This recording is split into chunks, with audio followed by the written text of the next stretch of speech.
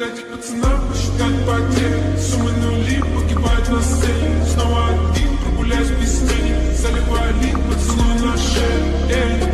Как там бар, правый назад, черный каскад. Вижу твой взгляд, стель многояд. Мог тебя взять, но ты не моя. Так ради пацана посчитать потери. Суммы нули погибают на сцене. Снова один, прогуляюсь без тени. Заливаю лик, поцелуй на шею. Как там бар, правый назад, черный каскад. Вижу твой взгляд, стель многояд. Мог тебя взять, но ты не моя.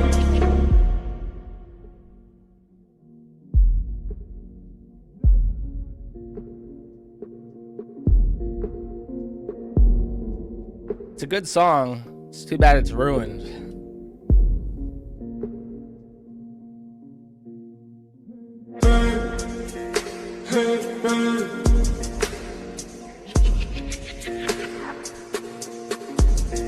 Эти понты покупались в аду. Твои мозги затупились к утру.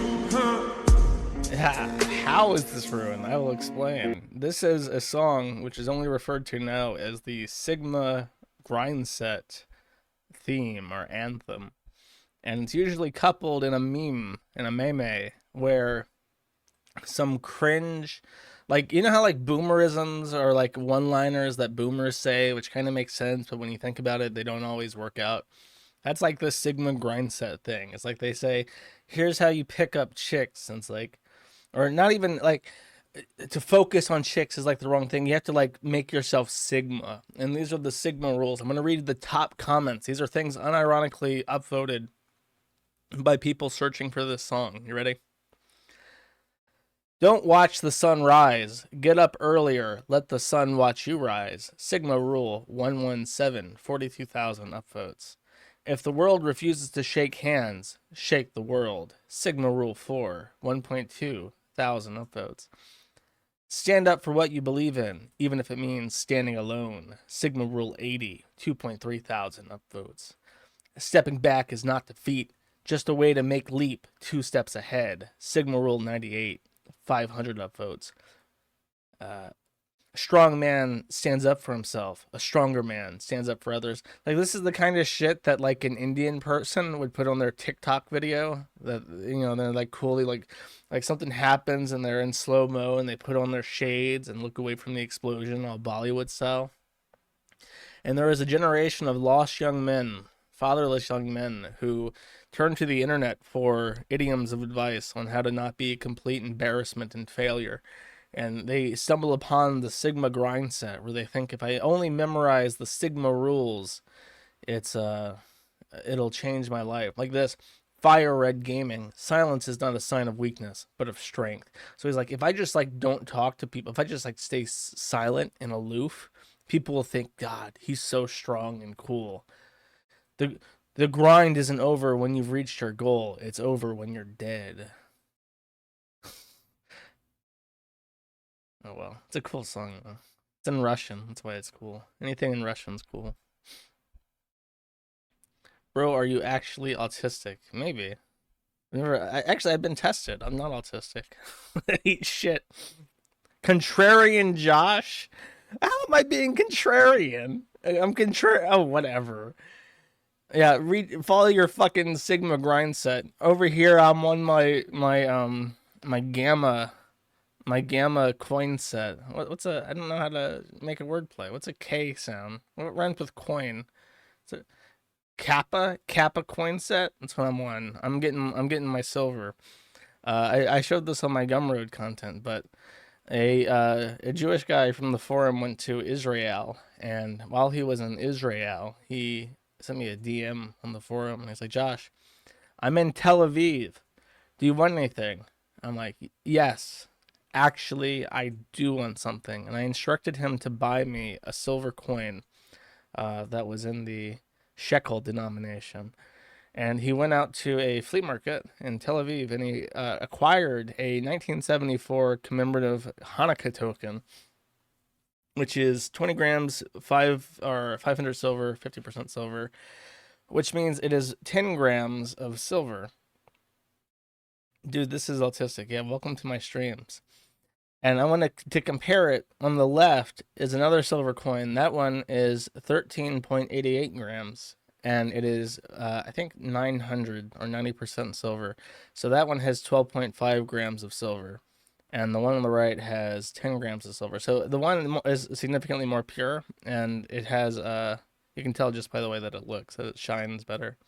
And that has more silver than the one on the right. But I'm still happy to have a shekel in my collection. And nothing 1388. That's how I remember it. It's very close. It's not exact, but it's very close. And that way, if I find one in a flea market in the wild, and the left over by the Vema in Belgrade, I can weigh it on the spot. I'm fucking autistic. I carry like a pocket calculator or a scale. I will weigh it on the spot and make a determination if it's real or not. Because the fucking gypsies will try to steal from you. They will literally sell fake marks in flea markets, and you have to be aware of the gypsies. You must all Sigma rule 612. Always beware of gypsies. That's the one that you got to keep in your mind. Everything else takes a back seat. Just be careful of gypsies. Anyways. Now I'm getting it. Okay. Okay, I do have some coin spurging. I don't know if I told this story on stream, but my 3PL, the logistics company that I complained about many times on stream, sent me like bills for $5 for months. I'm thinking, why the fuck are they billing me $5? And then I looked and I found out I had inventory left. I'm like, where the fuck did they get 6 silver coins from? So I sent them an email. And I said, I don't know where these came from, but please check. Because the last time you said I had 180 coins left over, I had 90 left over. So please make sure they're there and take a picture. And then they said, you have 4 left. So margin of error, 33%. I don't know what the fuck they're doing with my coins. I don't know if I don't know if there's a gypsy there stealing my fucking coins. I don't know what is happening with my coins, but I have 4 left. So I'm auctioning them. I will close this auction. It's already over 1,000 for all 4. So I'm going to close it over the weekend. Because it's probably not going to get much higher than that. But I tried to sell them on eBay. I put up my auctions. I put up 4 of them, and I linked people, and I said, if you want to bid, here are the 4 listings, and they were all deleted, and I was banned from eBay in 20 minutes, not even, in 18 minutes. eBay made the decision that I was a threat to their community. That's all it says, by the way, that my account posed a threat to the eBay community and ecosystem. And there was no appeal process. They did not invite me to challenge it in any way. They did not give a real reason. They just said, no, you're fucked.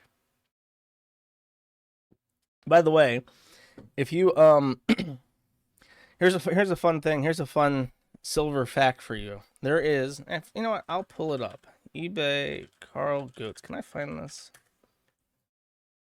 Just real quick. I know the name of this. There's a very famous around the First and Second War, a medallion artist named Carl Goats, and he made a lot of silver like just like art pieces made out of metals, and they're very interesting and they're very of their time. And on eBay, you can buy one of these, no problem, right now if you want. And this is by Carl Goats, and it is a picture of a black man, a black French trooper, and a white woman tied to a giant black cock. And as far as I'm aware, as a historian of coins, this is the first instance of Nazi BBC posting in the world. So this is a true piece of history, which is why eBay allows actual Nazi memorabilia and BBC coins on its platform, but my Kiwi Farms coin is completely unacceptable and an imminent risk to the community and the platform. Just food for thought. And in case you're actually listening, it is literally a giant cock growing out of the ground that she is chained to, like her arms around it.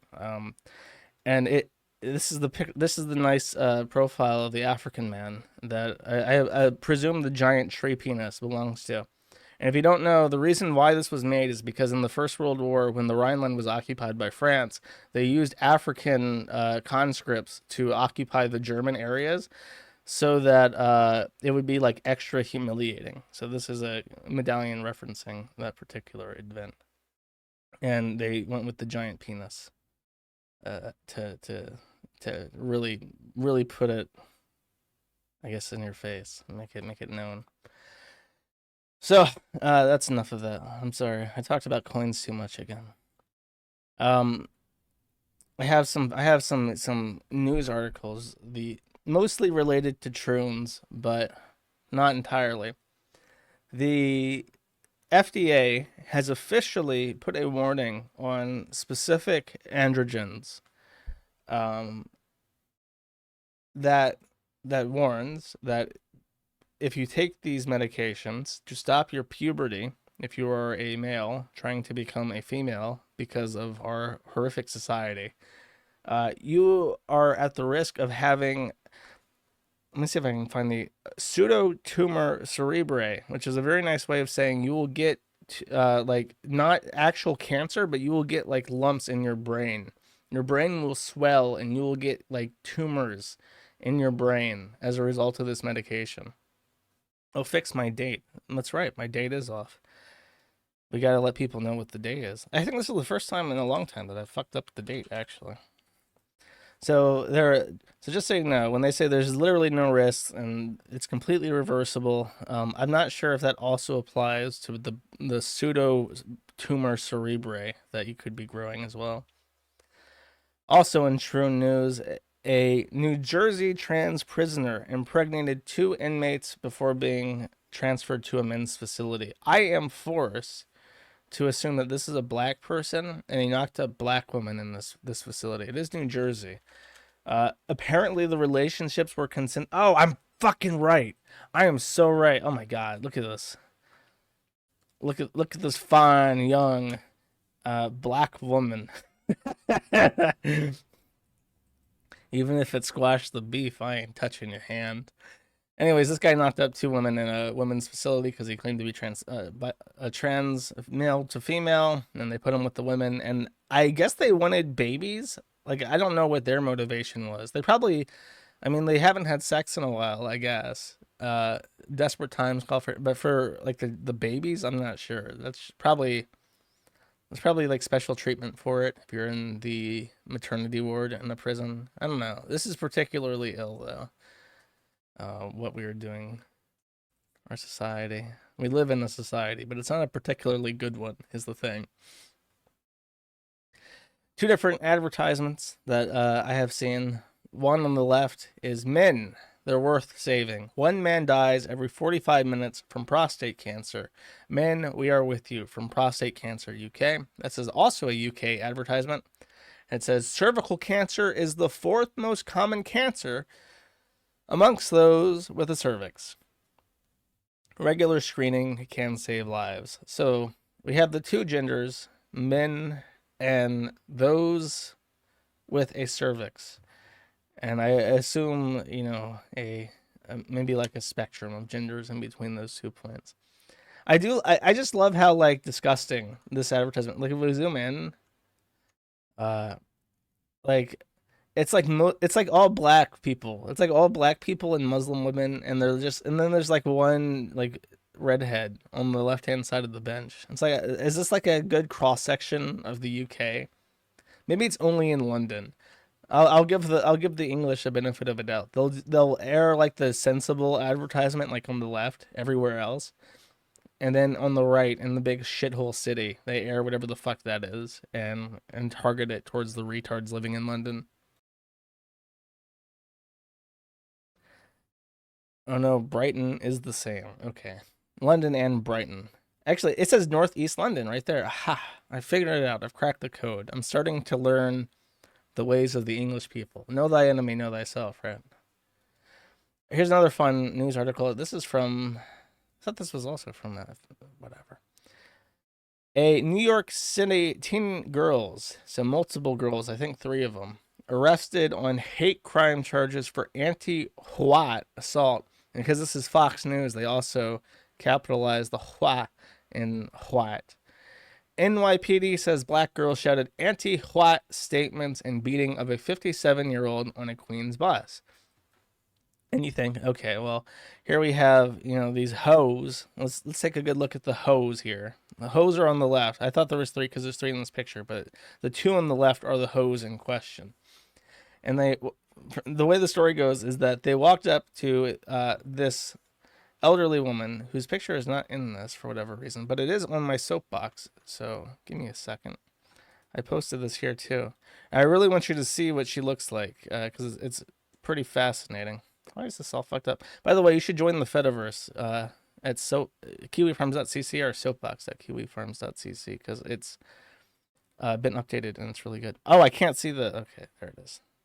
This is the young the 57-year-old who was assaulted by the hose, and what I found particularly funny about this article is that yes, I guess it's based that NYC is applying the hate crime shit to anti-white crimes now, because I guess there's so many instances of black people beating up Asians that now they have to apply it to Asians and white people.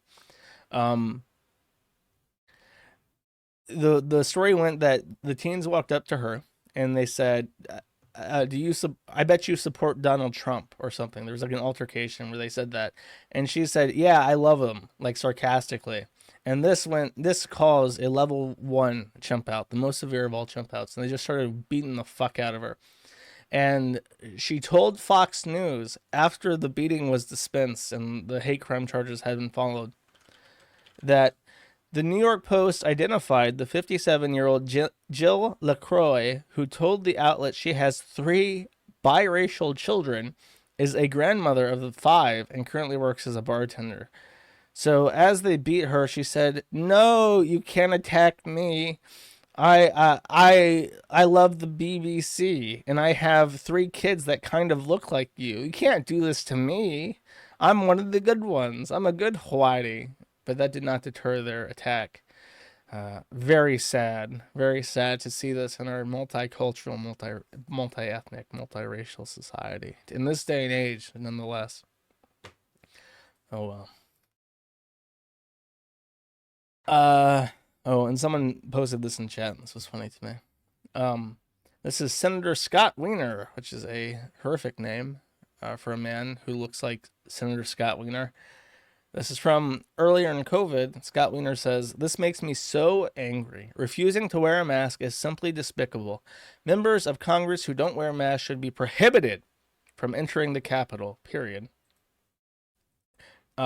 Yesterday, Scott Wiener follows up with a second, much later post, this time about monkeypox, which, as you know, affects mostly gay people and people that gay people molest. And he says, lots of sex shaming of gay men around monkeypox. The same shaming we saw in the 1980s regarding HIV. Lecturing people not to have sex isn't a public health strategy. It didn't stop HIV, it made it worse. And it won't stop monkeypox. What will work is vaccination, testing, and education. So, according to Scott Wiener, if you refuse to wear a mask, you should not be allowed to represent the people who elected you in Capitol Hill. You're not allowed to fulfill your duty to the American people. Also, Senator Scott Wiener believes that if you have monkeypox, you should be allowed to have horrific gay orgies with your asshole covered in fucking sores and spread it to everybody as much as possible. Just food for thought. Some wonderful LGBTQ IAP plus affirming news to get us into the actual content of this week, because this week has kind of fucking sucked. I have some follow-ups of things that I've talked about recently. Someone has decided to do some investigative work. If you do not know, Discord allows you to view through their API all the different channels and their names that exist in a Discord server, even if you do not have access to see them. So in the regular Discord, if you don't have access to see the content of a channel, you won't be able to see the channel. And it just removes it from the list. However, that's the thing that the browser does. You can pull all the channels without being able to see them and see their names. So of interest here, as first of all, there's a lot of fucking channels. But Keffels in his whatever the fuck in his Discord has like tiers of access. You have the Keffeldome Recruit, the Keffeldome Initiate, the Keffeldome Brawler, the Keffeldome Warrior, the Keffel Crafter, the Keffeldome Champion, and then finally, and most interestingly, the Keffeldome Grandmaster, which has 3 channels: selfies, politics, and trans elder advice. Now, I'm curious which of the groups have access to the Grandmaster area, so they can provide trans elder advice. We have what are there? Oh my god, there's like 8 million different fucking. I guess it's specifically the Grandmasters here. Why are there like 40 different tiers of this shit? What the fuck? There's Baka. That's all bots. All the pronoun ones. You can make your pronouns they, them, she, her, he, him, it, fey, fair. Can you imagine using that in a sentence? Keffels is a groomer. Faye loves to groom children into cutting off fair dicks. Like, that doesn't sound like a language. That sounds like nonsense. The fee fi fo fums. He is a groomer. Oh, thank you. Thank you for correcting me. I got his pronouns wrong. It's my bad. So, where's the Catboy channel? Where'd you see Catboys at? Furry? Oh, that says funny, not furry.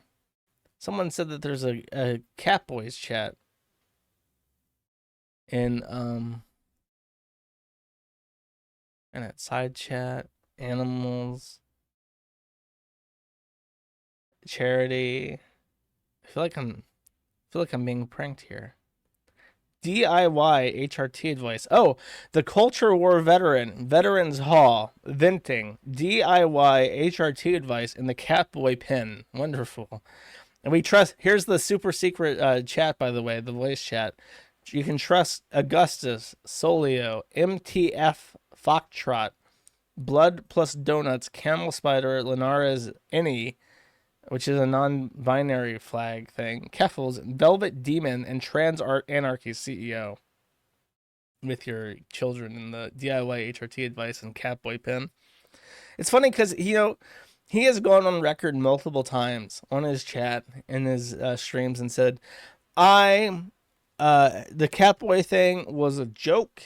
It ended. It's over. There's no more Catboy anything. And then he still has in his fucking Discord, he has a place called the Catboy pin, which is something that you would probably want to avoid having if you really are trying to distance yourself from when you sent collars and other kink paraphernalia to underage people that you were grooming. Also, an update. I posted some Eugenia Cooney content yesterday, which was not well received. Everyone seemed to despise me for putting this into my stream. However, I have an update about this.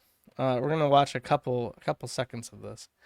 This is from a Eugenia Cooney fan channel called Love Eugenia Cooney, and it's titled "Eugenia Cooney has great memory, but even she forgets sometimes."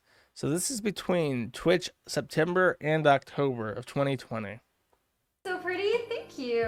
I'll put Is it there on. music notes in my skirt? There are music notes in my skirt, actually, yeah. I haven't tapped. Oh, sorry, what am I stepping on? Oh, guys, I forgot to move my ring light. Okay, let me move that.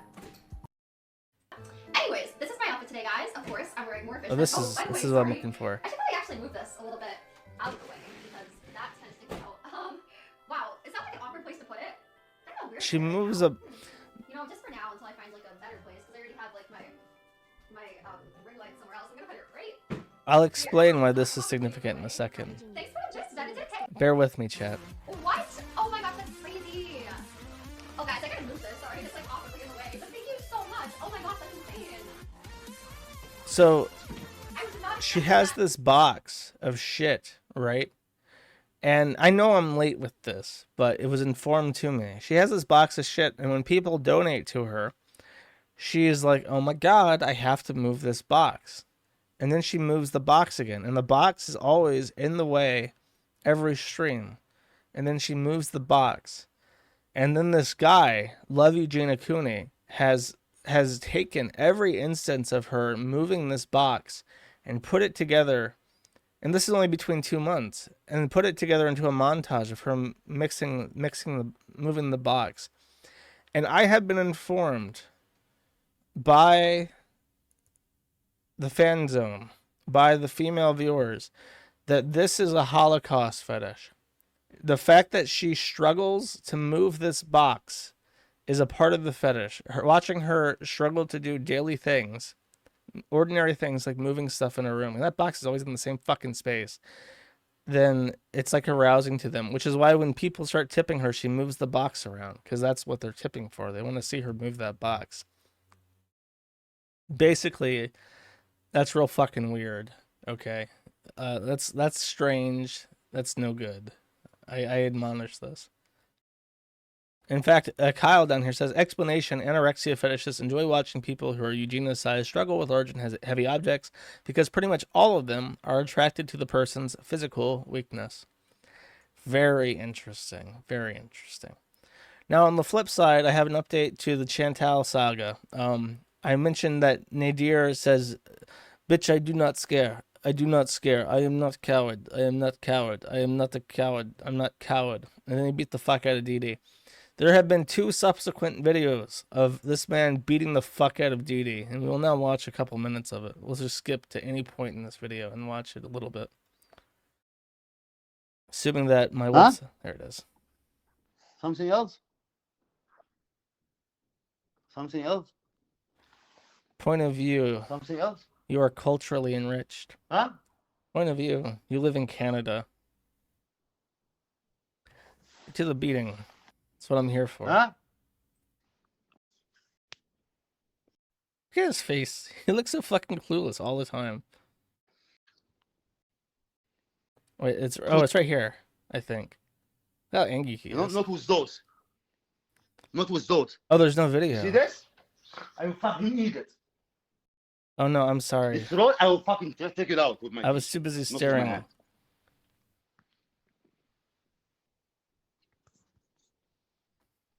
Can't see. You didn't miss anything. It's mostly him being angry and staring around wildly. I want to see the beating. I am. Because you're not gonna like me at all. Because nothing's changed. When I come to this point, it's not me. Is he on drugs? People scare me when I see them eat people. But I'm fucking eat people. I am. Is this just typical Arab behavior, or is he on drugs? What? Yes. He's morbing. What you say? Daddy, please help me. Who? Daddy, my father. I don't know. Oh, he got angry. He thought the word daddy was like a man's name. Who is this daddy? Where does he live? I fucking eat him. I eat him. Bitch, I not scare. I not cower.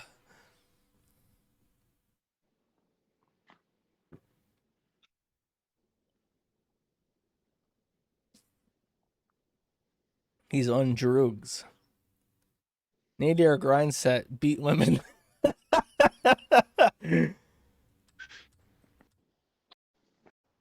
Where's the beating at? Come on. He's just staring at her like a fucking psycho, not blinking. Sit down. Don't see real jail. Jailhouse. He says he says the same thing that Ralph does. When he was in jail, he ran the jail. I ran that fucking jail, bitch.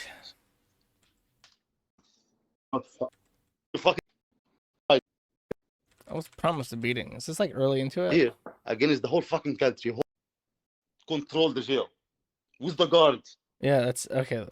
He controlled the jail. It was like I didn't take guards. Take this fucking bitch out, because if you didn't take my out, I'll fucking beat the shit out of him. Imagine being Canadian. Me. Told me to go out the door. Oh, the beating must have been earlier. That you know who is They repair my stuff. who's this person? coward. Who's this person? The coward one. Now you see the coward one. Obsessed with Shirley. I'll show you how she's fucked. Obsessed. Don't talk to me that way. And this is Don't talk to me that way. You motherfucker. Okay. Don't talk to me that way. Okay. Don't talk to me that way. Okay. Not coward, you fucking bitch. Okay. Okay. this is like the third time, by the way, that this has happened. That this has been like recorded and posted like in the last How many times you say coward? Huh? like in the last week. Huh? How many times?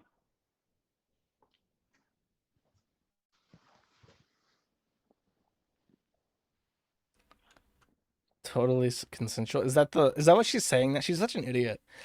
They literally fought over this guy for like 2 fucking years, and he's just like this abusive, psychotic drug addict. And it's like, what is wrong with women? Fat Canadian women in particular. We have to do something with them. He can fix her. Dee says it's a BDSM thing. Yeah, okay, whatever. That's fucking stupid. That's so bizarre. I don't even have any empathy for women who are like, I'm gonna stand by my man, even if he's like an abusive psychopath. It's like, okay, and just, like that's what I could never be like a cop. If someone says that to me and they're like, oh no, like they call the police and say, help, he's beating me. I think he's gonna kill me. And then you drive over there, and she's like, no, nothing happened. It's, I overreacted. I'm like, okay, bye, bitch. I'll come back with the body bag tomorrow, I guess. Like, I couldn't care. I could not possibly care. If you're that fucking stupid, I don't feel bad for you.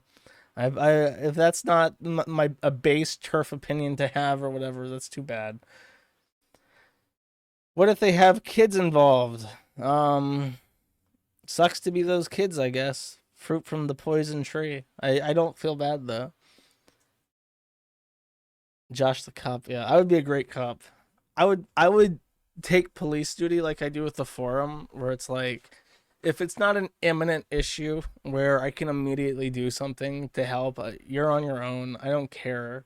I'm not gonna like investigate your fucking bullshit unless it's like a murder or something. All right. Also, I debated, chat. I pondered over if I should. Can't breathe. I debated if I should talk about this because, I don't.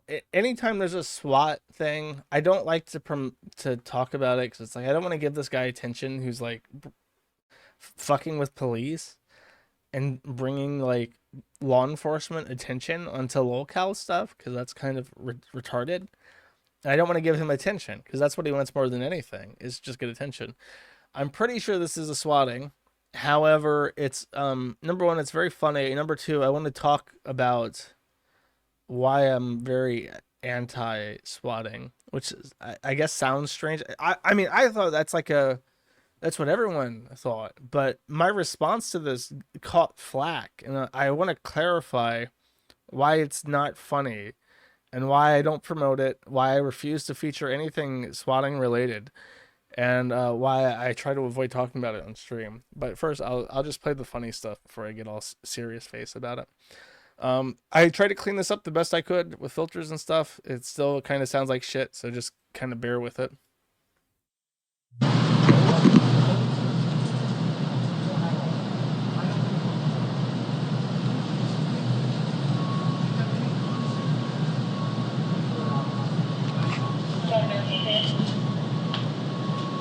The police are responding to Patrick's house to shots fired. So they put him in handcuffs at some point. Because none of you have listened in 3 goddamn years! Shut up! Thank you.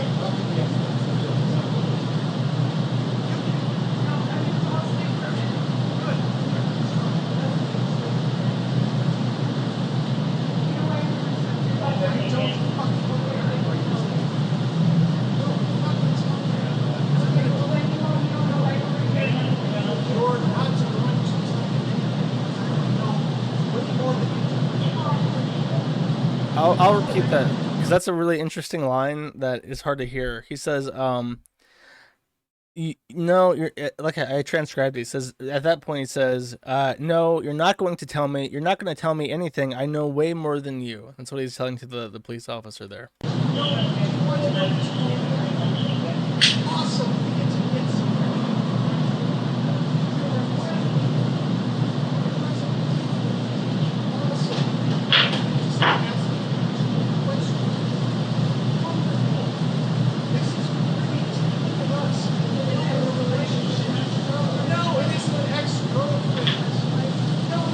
There is no video. I'm gonna fucking mute you. I think you're just spamming that to get people's attention. There is no video. It's just audio from a body cam footage or something. Like, do you not see the fucking player up here? Does that look like a video player? You can see my screen. It's just the audio.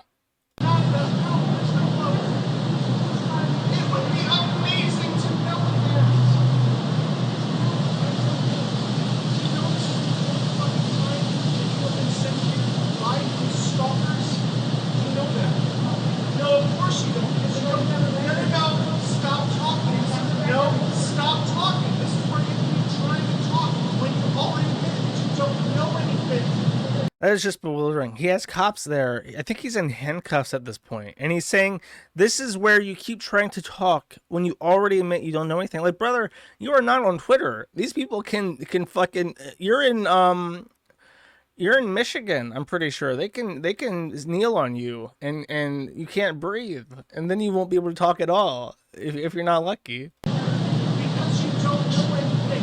You know I have done everything I possibly fucking can to tell you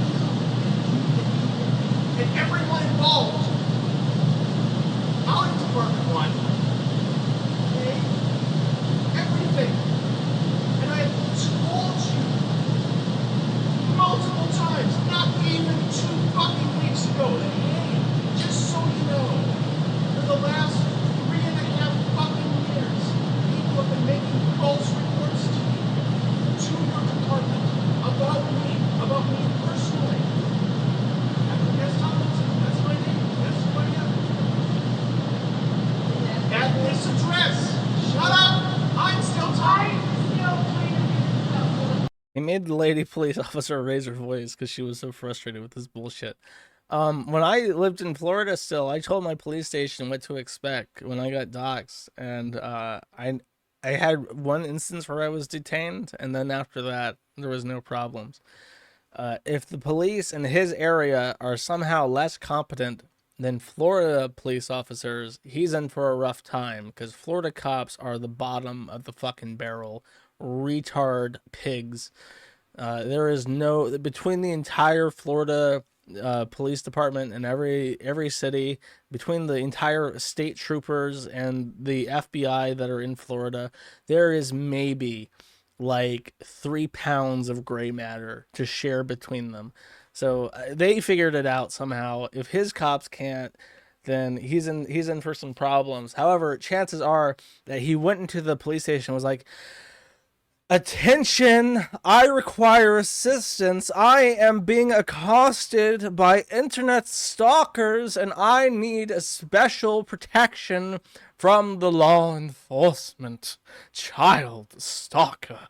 And everyone was just like, get the fuck out of here, you fucking weirdo.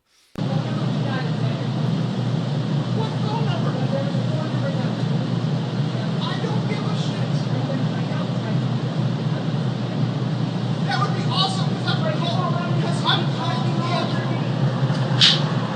Do you have any idea how many times I've called you to let you know that this keeps happening? Do you have an idea? It's more than once.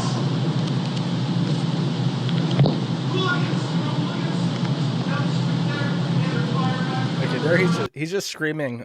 This part's hard to understand, so I'll let it play and then I'll repeat what it says from the transcript. These people, I'm already over there. I'm there for next week probably. These people saw the hooligans on fire using the local, just all the local news.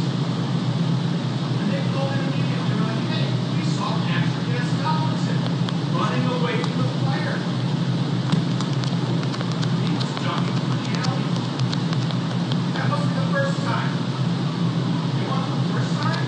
he retells a story just then where a local bar burned down, and people reported to the police and to the news that they had seen Patrick Tomlinson at the site of the crime ducking into an alleyway, very suspicious, and he was investigated by the police for that. Would you like to hear about it? Good, I got your attention finally. The first time, they made a fake Craigslist ad about this address, using my name, using my phone number, using this specific address, saying that I had pepperonis to give away, that I had made up the bodies of black children that I had kidnapped from the neighborhood and drowned in the pepperoni in my basement. That was the first time you guys came round banging on my door in the middle of the night. Just to repeat, the first time that the police came to his house, someone had posted a Craigslist advertisement in his name using his address offering free pepperoni. Free pepperoni. However, it clarified that the pepperoni had been made from black children he had kidnapped, held in his basement, and ground into pepperoni in his basement. And this invited a police inquiry into this pepperoni and claims of missing black children in his basement. We've been over this.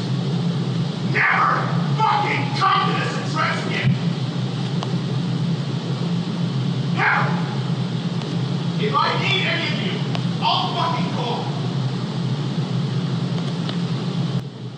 Don't come here again.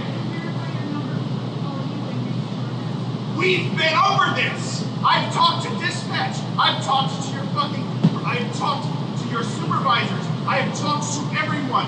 And you know what I was told at every point? Well, we don't handle that. You'll have to talk to this other person, talk to that other person. Well, I'm sorry, we don't do that anymore. We don't take those kinds of calls anymore. Never fucking come here again, any of you. I'm fucking serious. This is the 4th time. 4. You could have looked it up. It's in your notes. I know it is. Go back to your squad right now. Look up this address. Or that address, which is 2611. This is 2613. Yeah, it's a duplex. Look it up. Do your minimum on your jobs. And never put me in cuffs again, fucking idiots. Leave. Never return. We will be talking to your supervisor. All of you. Never come here again. Never come back to my abode, stalker child. Yes, very interesting. Probably there's a better way to handle that if you want people to take you seriously. If you don't want people to swat you, you shouldn't make it entertaining. He's definitely going to get swatted again just because this is like such a funny outburst. I do empathize that it's a very annoying situation, especially in his case. I think he's like dragged out of his house in the middle of the night and put into handcuffs because they're investigating shots fired, like a negligent discharge or something. So yeah, that's kind of shitty. But Patrick never makes it easy on himself, if at all possible. All you had, if you don't know, by the way, Patrick's like entire like troll career started. I would eat the pepperoni. Fuck yeah, I would eat the pepperoni, especially if the pepperoni was made of Sargon. I maintain that Sargon of Akkad is probably the tastiest person. If he was cooked up, I would take just the nibble to see if it would be something I would want more of. But pepperoni made from black children is probably fine too. But what he did is he said that Norm Macdonald wasn't funny on the Opie and Anthony show, and people started fucking with him because of that. And he always reacts in this retarded way, and it gets more people to fuck with him. And he's just been getting fucked with continuously for years now, and he always like makes I don't know. He's like tried to sue the Opie and Anthony forums, and he lost. I think he owes the guy that runs it quasi like $90,000 or something ridiculous. And yeah, basically that's Patrick Tomlinson.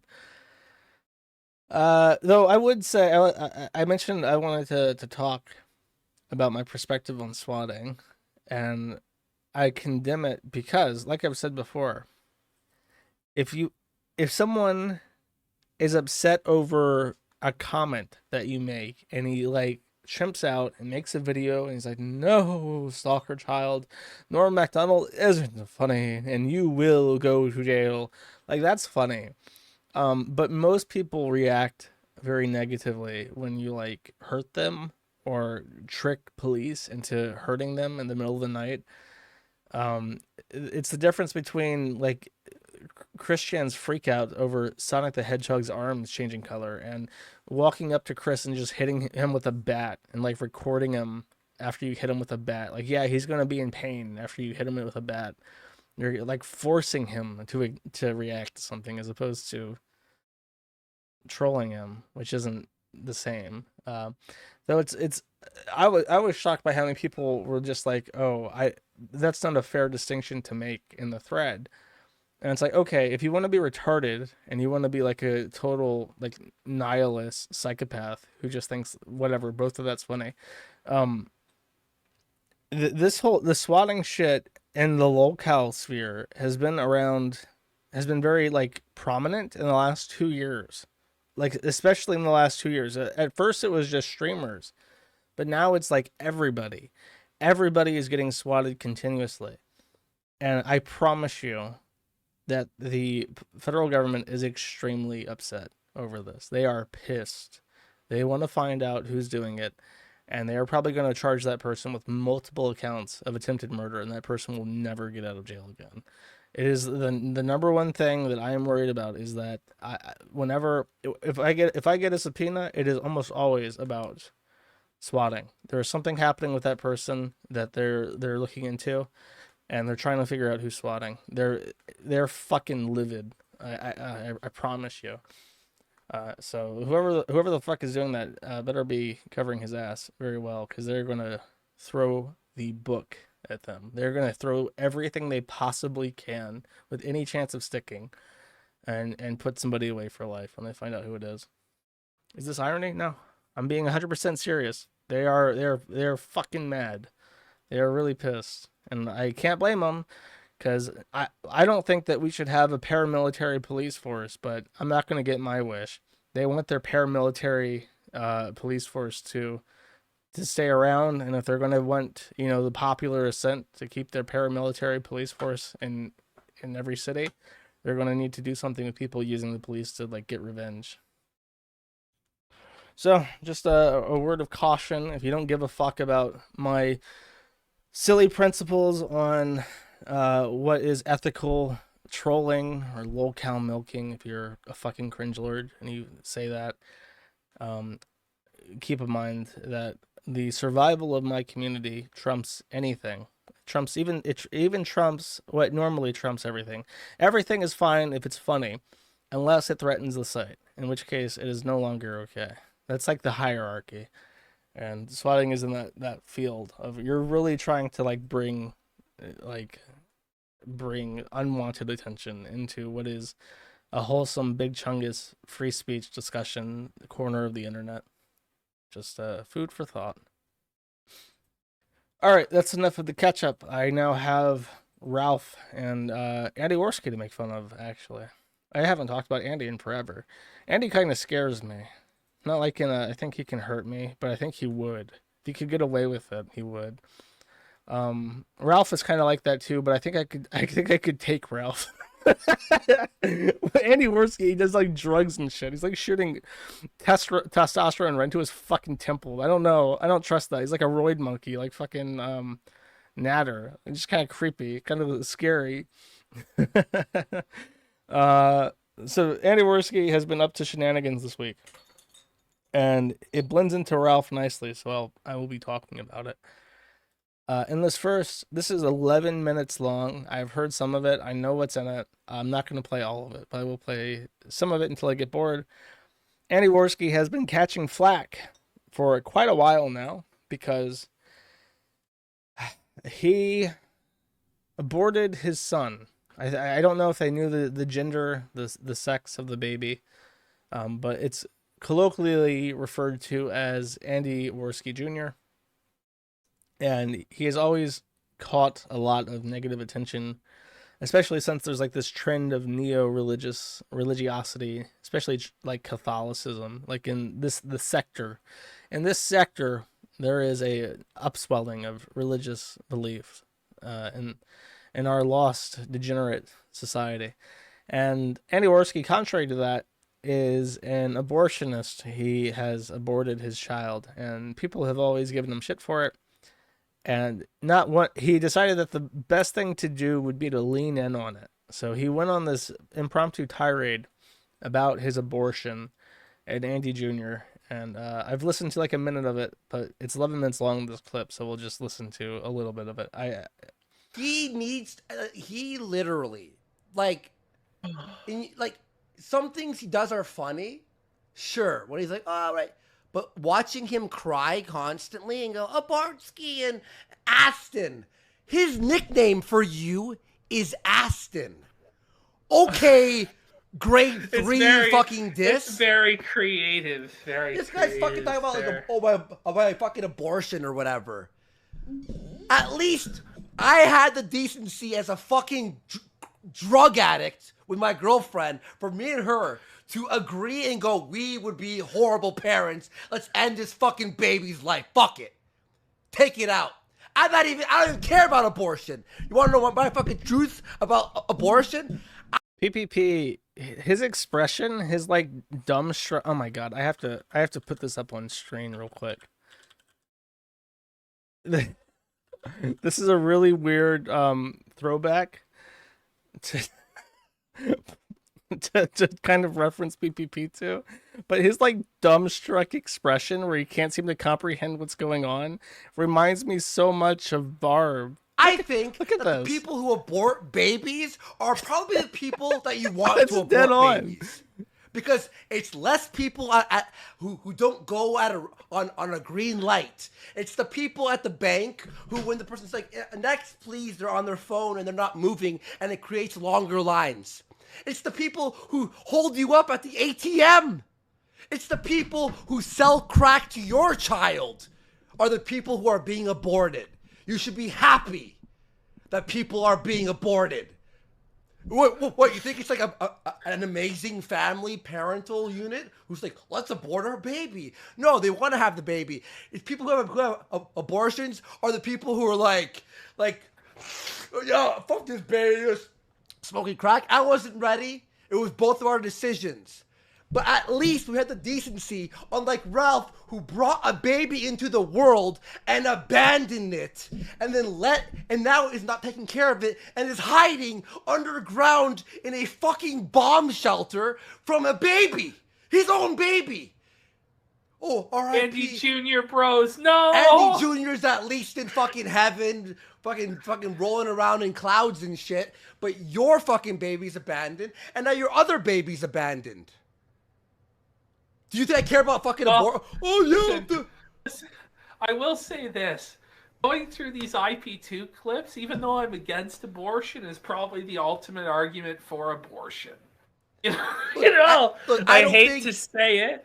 I hate to say it. You should have abortions as a... I disavow some of what Andy is saying, you know? I mean, it's kind of like he's saying, like, yeah, Andy Worski, you're the best argument for abortion there is. And he's just like, yeah, I know. I was like, okay. It is a complicated philosophical issue. I think that people should just not be reckless. In an ideal society, that would be the case, right? I don't know. It's like, I feel like if I'm saying, yeah, I'm glad that Andy doesn't have a kid, and I wish that Ralph didn't have a kid, didn't have children, it kind of feels like I'm advocating for his kids to be killed. It kind of sounds like the exact same thing, and I don't know. I'm not sure if I'm willing to go that far. No, but it's I'll play a couple fucking minutes of it, jokes. though. This is like Andy's all unhinged. I don't think you should have abortions as a means of contraception, all that bullshit. And I also believe it is killing a baby. I'm not going, well, it's just a bundle. I know what it is. I understand what it is. But here's my opinion. I don't give a fuck. With this whole Roe versus Wade thing, I'm like, everyone's like, what is your opinion? I don't care. I don't care about other people's babies. I don't care who dies. I don't care who lives. I care about doing the show with Ashton, boxing, playing video games, watching movies, and hanging out with the boys and having some beers. Oh, some black fucking women in Chicago just had an abortion. I'm like, I hope they have a party for it. I don't care. It's Keno. This is some Keno shit. I wonder what Andy Jr. would think of this unhinged rant. Andy Jr. And they're like, Andy Jr. oh, would be you like, killed "I your love son. you, Dad." Maybe it was maybe it would have ended up being a retarded baby. You don't know that. If when I was at my cokehead phase. He wants to say it, but he didn't want to get the argument out there. He's like, there's a guarantee it's going to be a retarded baby if it's related to you, Andy. Had to fucking... Look, it was revealed by Geek Thulu, that fucking piece of shit. He revealed this. Now everyone thinks I care about this thing. I couldn't give a... And then they're like... And then Andy forced her to have it. And then he played Mario where she sobbed. Oh, when she sobbed. You want to know the... she's like, I'm pregnant. And I went, what are you gonna do? She's like, abortion. And I went, cool. That was the conversation. It was sad. It was weird. Of course, I didn't want it to happen. I don't think you should have an abortion if you don't. But we were fucking out of our minds if we had it. And I just can't even believe there are motherfuckers out there that said fire Warski. Like, this is the Warski that we need. No, you know what? We need Andy Ransky back. You know what? This is okay, you know what? Fucking, like, if you all want it back, like, I was trying to be. On Tardsky I don't know what to say. I was trying to be the nice laughing fucking F slur. You know what? If you guys want now, because everyone's gonna throw tomatoes anyway, I'll just say whatever I fucking think. And my thing is, if you cry about some people's abortions, that's a waste of your fucking time. You know what? How about this? People who cry about abortions, have a kid. Oh my no! God, When you fucking burned the whole casino down. My God. No, but you want my fucking beliefs? After years, you killed your baby. I don't care. I literally don't care. I'm not even pro-choice. I'm pro. I couldn't give a fuck. Oh my God! I've been in my training today. You know, I had to lift my hands up and get punched for 3 3-minute rounds in my ribs. And then I went down and did a plank when my coach was kicking me in the ribs. And I held it strong. I've always heard that Andy keeps talking about his fucking boxing training all the time. It's like, how do you fit this into this conversation? Like, that you train? Who gives a fuck? And then someone's like, did you have an abortion? I'm like, I'm becoming a warrior.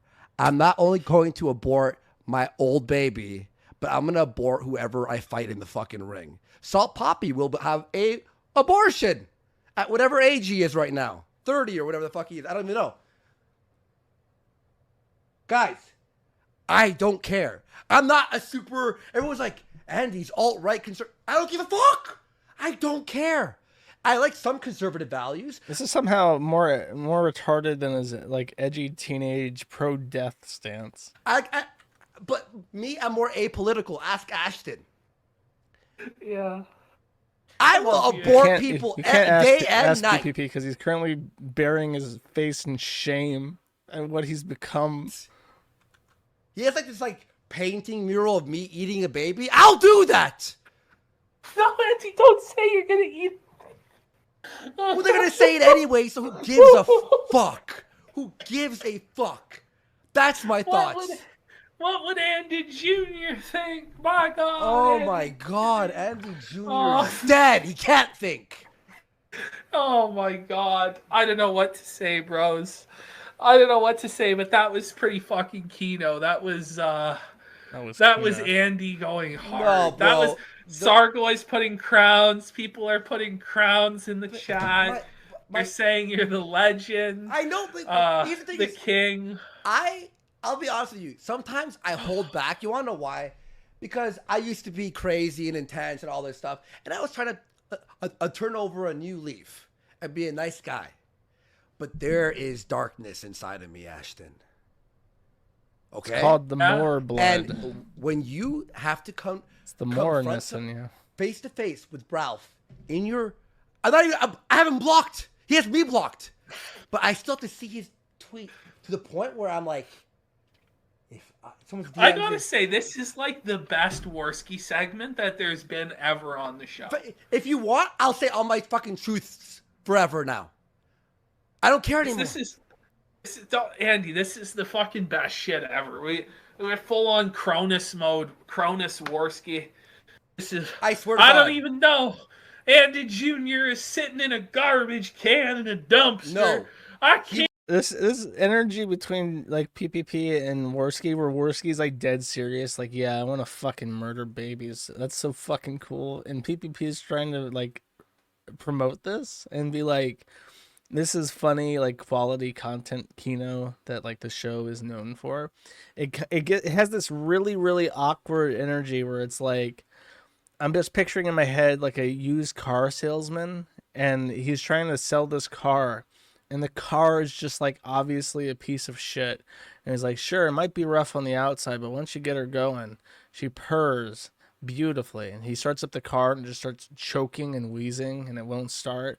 And he's like, you gotta give it a couple kicks here, but once it gets going, it's just the best darn car that we have. And it just refuses to start, and it just keeps choking out, and he's just sitting there smiling awkwardly, and everything is fucking like just super tense and uncomfortable. He was blended by a machine. Oh my God. That went, Oh my God. and then he was little pieces. And it was done and on flushed. your orders. It was done on your My orders. fucking Andy. orders. Are you fucking? It was done on your orders. You had him killed. It was done on my blessing.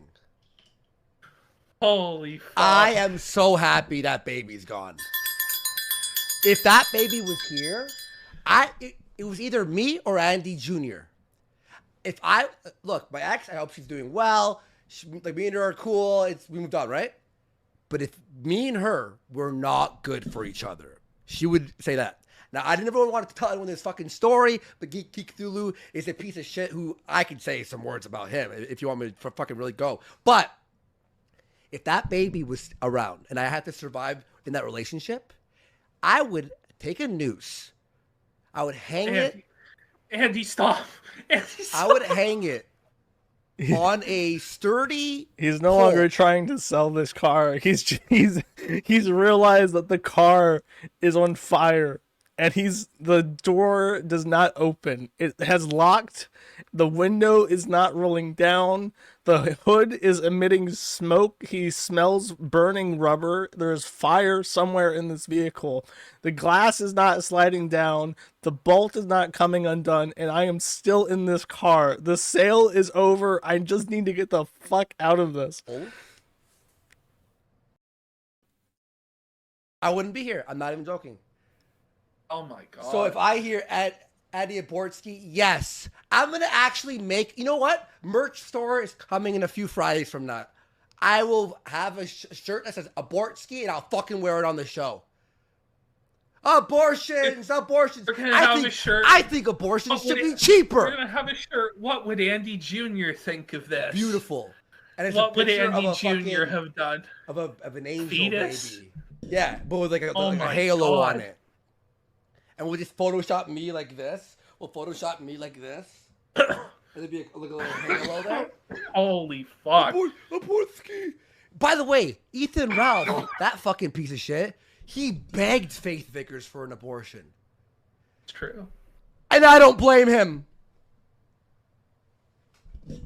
But you know, Listen, Andy, just because I gave the order to kill my son doesn't mean that I wanted it killed, even though I begged to have it killed. No, I have to give. There's a part, I hope it's in this last minute, because I don't know if it was made up now. I was waiting for it.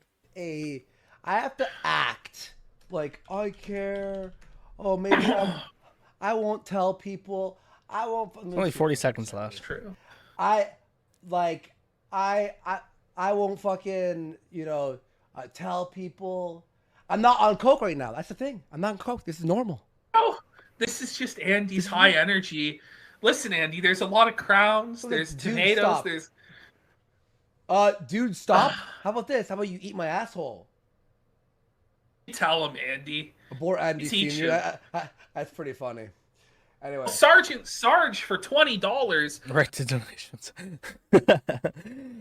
Someone made a comment that he should be glad his father didn't think like that. I have come to a realization, maybe I am a little bit off, but that actually, let me do a poll first. I just want to get a head count of my audience. Do you agree with Andy Worski that abortion is based? Do a yes or no. Simple, ask the community. And while the results are coming in for that, let me pontificate and explore an idea with you guys. I have, based on like who you generally assume like is for or against abortion, I want to say, and this was inspired by that comment saying that Andy Worski should be glad his father didn't feel the same way about abortion that he does. That the people who are like the most okay with abortion are people who are kind of ambivalent towards their own existence.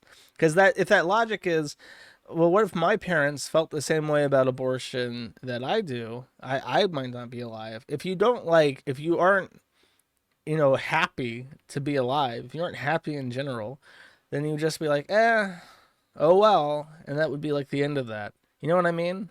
If you're just sort of like a nihilist pessimist who doesn't really have a reason to be alive, you're probably more okay with abortion than other people who are genuinely happy to be alive.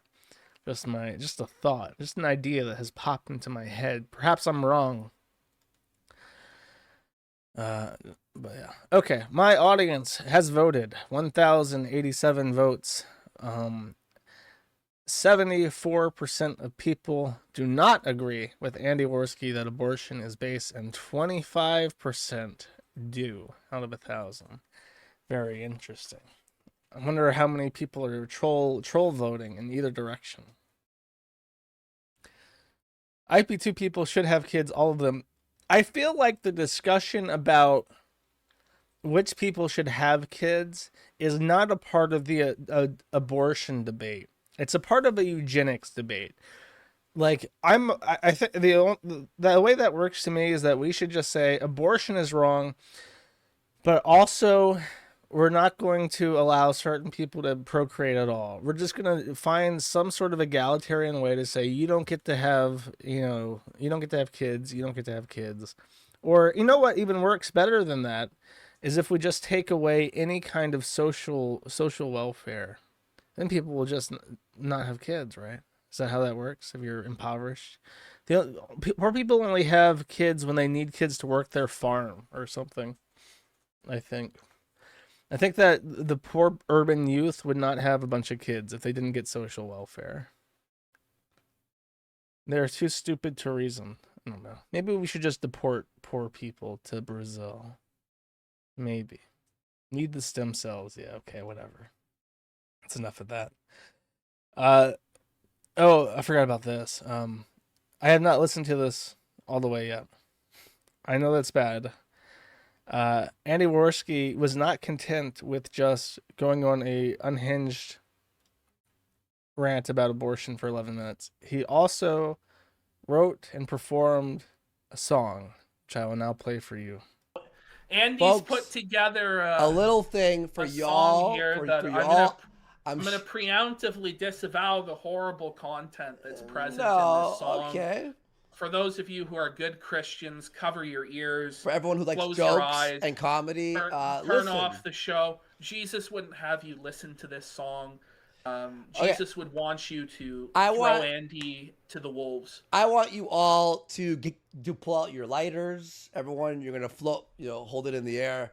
I just threw some lighter compilations here for you all, because this song is quite magical. I think you'll all enjoy it. Okay. About 3 weeks ago, I went to my local bar. Okay, I hate to interrupt it, but PPP immediately, not even 3 seconds in to the fucking song, is already like in physical pain. He is flinching in response to this. Pretty chick and brought her back to my car. We hit it off and she said, let's go to your house to be alone. I said, I'm sorry, baby, but my parents are at home. Plus I'm drunk as fuck. I've drank way too much beer.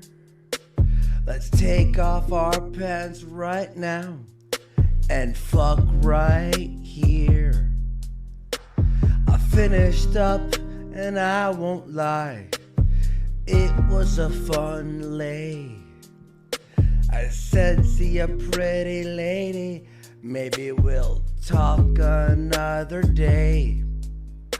Now about 3 days ago, I should have made this my outro song. I get a call from you. You say we're having a baby. Fuck, I'm so screwed. Look how Worski vibing to it. Now He's liking listen it. to me, lady, and don't take this out of proportion. But listen now, baby, you need an abortion. Abortion. Abortion. I'm sorry, pretty lady, but you're not pretty enough to have my baby. Abortion. Abortion. I don't mean to sound offensive, but a baby is expensive. Wow. I mean, I laughed at one of the lines, I guess, but it's a really bad song. It's like it's kind of amazing that someone can have the audacity to actually make that and put that out there and just like own it and be like, yeah, this is my steaming pile of shit. I made this. I'm very proud of it, and you're going to listen to it now. That kind of audacity can be a good thing, unless you're Andy Worski. You need a high IQ to actually utilize it, though. It's over. Worski posting his L's. This is some serious cope. Tard tracks with music notes. Ralph 1. Hit it as hard as you can, PPP. The real abortion is this song. This is worse than Tux molesting his sister. You killed him, Andy, with pictures of a black baby. Why Worski the cringe is unbearable. I just avow you were working on this instead of prep. Okay. Alright, that's enough of that. We can segue into the real content. Ralph, what triggered this whole abortion thing, by the way, is Ralph putting out this shirt as merchandise for the kill stream. I guess Knitter is not going to play nice with me, but it's a particularly terrible design. All of his designs are just fucking awful, but this is like, it's Andy Worski's face. It appears to be severed baby limbs to make up like the horns, and then it just says Abortsky with the devil's pentagram on his forehead, and he's like photoshopped with like a devil face. Here, actually, this is the link from the shop, so we can get a better look at this. This is at shop.theralphretort.com in case you want to have this wonderful shirt for yourself. You can actually get it in a variety of colors. Here, I'm thinking about getting the Abortsky wife beater. When I beat my wife, I want to have this wife beater on so that when the police show up, they know I am a functioning member of society. My priorities are in order, and I am a 3X. I can't get this in a 3X. Why can't I get the wife beater in a 3X? Oh, I can get the hoodie in a 3X. The wife beater only goes up to a medium. That's bullshit. Maybe the 3Xs are all balled out already. I'm just a little bit late. Oh, we can get this in a ladies relaxed fit tee 2XL and wow pink. And you can go to your book club meeting or whatever you do as a whammon, and show this off to your friends and be like, yeah, oh my God, a child's onesie, a baby's onesie. We can get this in newborn, 6-month, 12-month, 18-month, or 24-month in any color you want. Do you have a friend expecting? Why not pick up a Bortsky baby onesie in whatever color you want, really, and just hook that sucker up fresh out of the womb with an Bortsky baby onesie. Let's fucking go, chat. This is quality. So I'll put this out, and Andy Wardsky did his fucking tard out shit. $21 for a onesie, that's a lot of money. It's a lot of money for, I bet all that goes to Ralph. He's got the premium jacked up to maximum. Anyways, Wardsky tards out, and Ralph is really grilling him and being like, oh, he's a fucking baby murderer. I'm going to put out my Bortsky baby onesie design. And I'm gonna dab on the cringe casino, the Andy Abortsky. And this caused Faith Vickers, who is of course the mother of his firstborn son, whom he has never met in person, to come out and denounce Ralph as encouraging her to have an abortion, and denouncing him as a hypocrite, and saying that when I was pregnant, he wanted me to get rid of the child. And he says, she came to me lying about wanting an abortion. I called her bluff while also saying I didn't want her to get one. She doesn't show that text. It was her idea to get an abortion. Sick game she was playing. I've talked about it all in public. Your lies don't work here. Sad game the mother of my son continues to play about her fake idea to abort him. Mentally ill person. I've talked about it before. And then Faith says, it's a hypocrisy. It is the hypocrisy of it, my dude. Ralph tried to coerce me into an abortion when I didn't want it. It is my body, my choice. My choice was keeping my son. Ralph mocks Wardsky for a choice that wasn't his, but then he did this. That was my point. This is an absolute lie and will be passed along to my attorney. I'm literally in the text telling her not to get an abortion. She came to me with a fake story about wanting one. This is a complete fiction, which again, I've talked about before.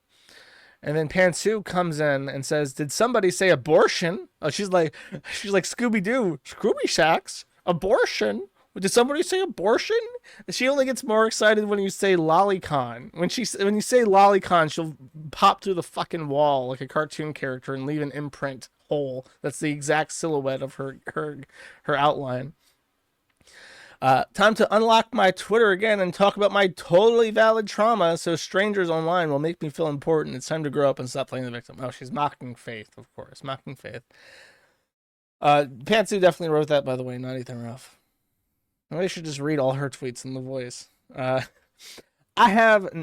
Somebody pointed out that he has a restraining order from Faith and is not allowed to talk about her in public because he is a fucking creepy weirdo, and the courts of California said you don't get to talk about her in public.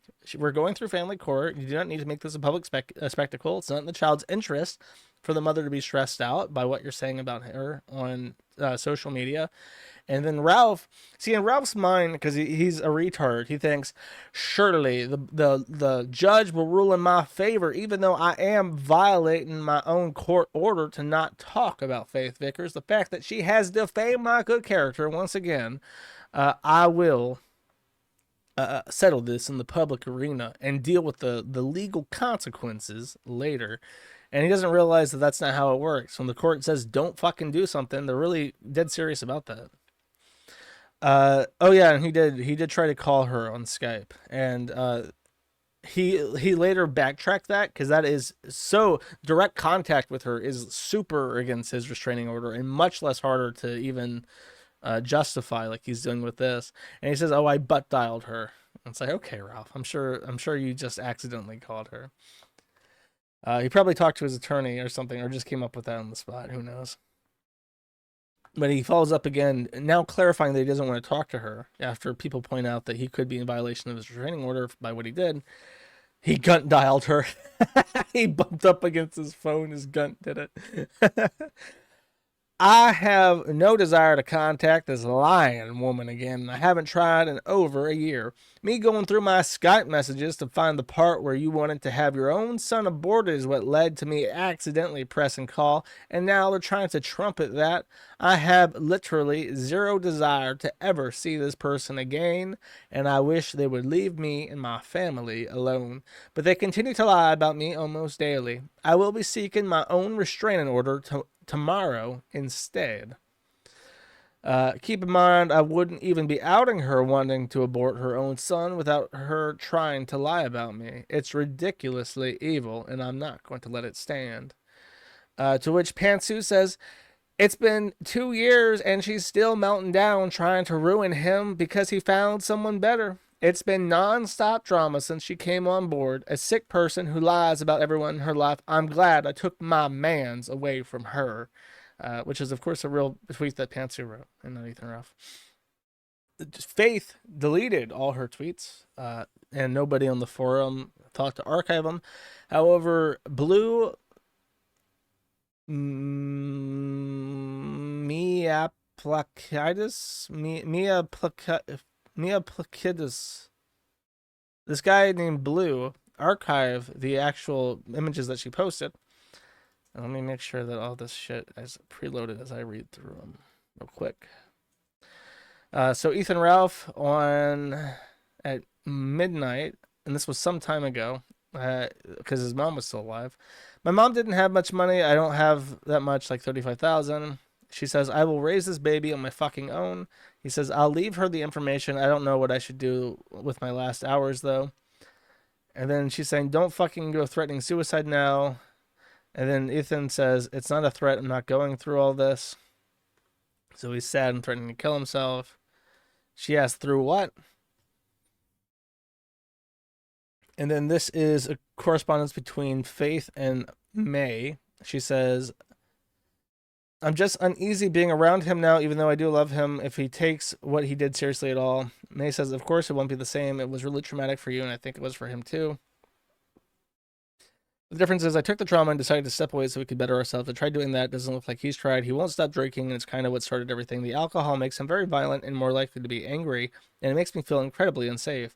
And May says that's why it's important for the both of us to be there, because the situation is completely different than that night in the hotel. I had no idea what was going on between you two, and it came as a total surprise. And that's when May tried to coax a pregnant woman into having a threesome with her and Ralph.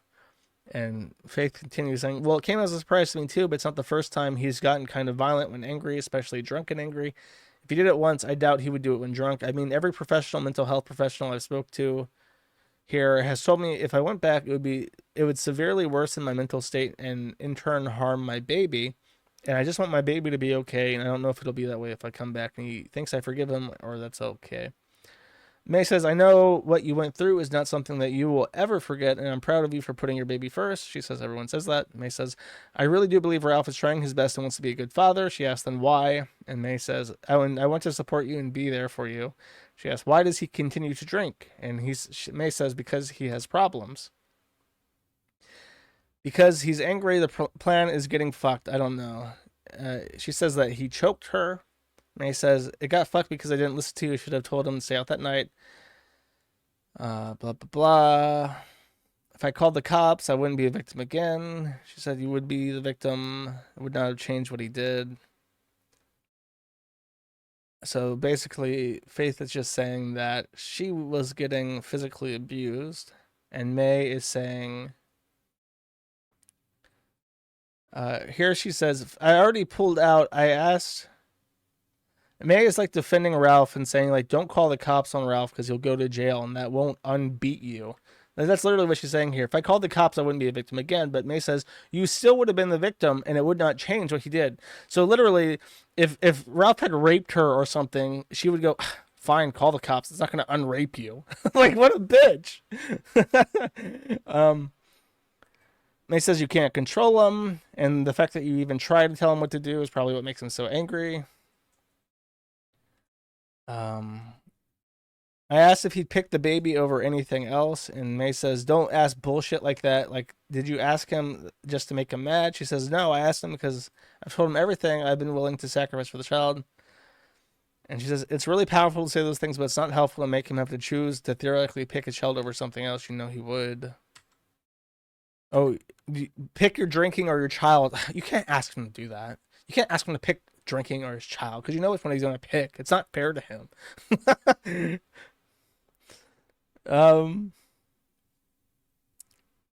Run away. You think I'm running away when he again assaulted me? Talk shit, trying to figure it out. I hope you're doing okay. I really look forward to us living together. She's still trying to hook up like a threesome, like polyamorous relation. What the fuck is wrong with May? May is the craziest fucking cunt on the entire site. I have no idea what her motivations are at any given time. She is either like profoundly retarded, or she's trying to get into one of those fatal attraction situations where they can just go kidnap children together. And that's like her long-term plan.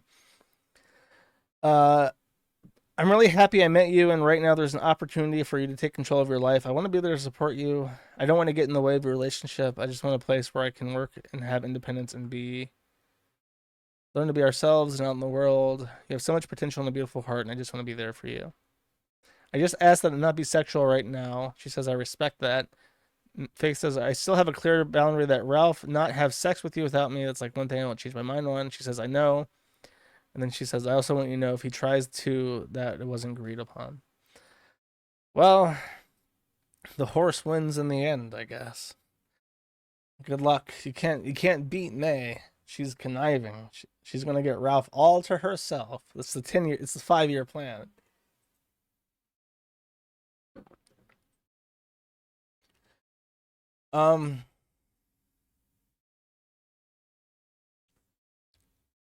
This is clips from Rand's stream. If you don't know who Rand is a neo-Nazi who is obsessed with anime and like streams for 8 hours a day, completely shit-faced drunk.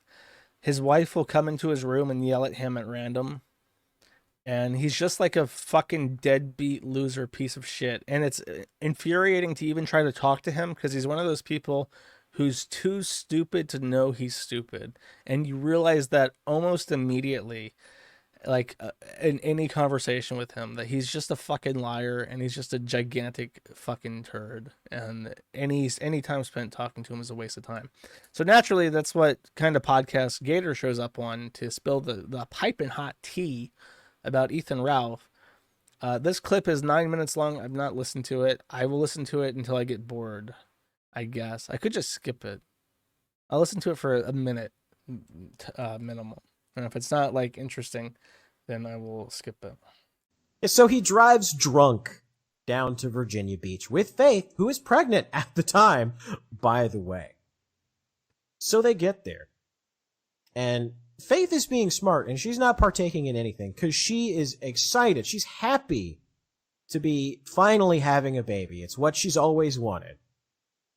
And she's there, and she thinks that they're all going down there to have a fun time. And that was Ralph's intention, was to go down there and have a fun time. But Faith wasn't part of the equation.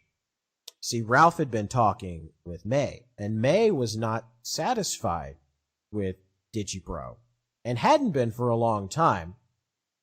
And Ralph had set up this entire event because Ralph and May had decided they were going to get together. You know what? And Rand had actually called that as soon as Pantsuit Party May said, as soon as she said, I want a baby.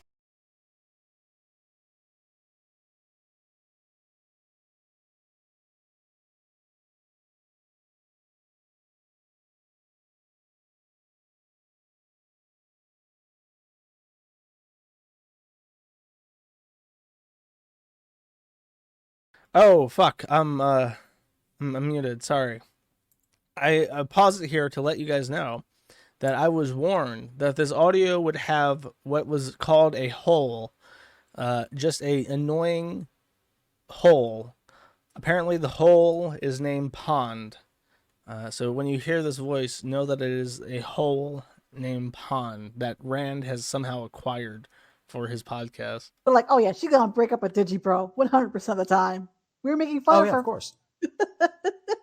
So Ralph had set it up so that he was going to go down there to their place on his birthday, and Ralph was going to consummate his new relationship with May. And so they go down there, and they're all doing all sorts of drugs, getting high as fuck. I think Riley had shrooms or something like that.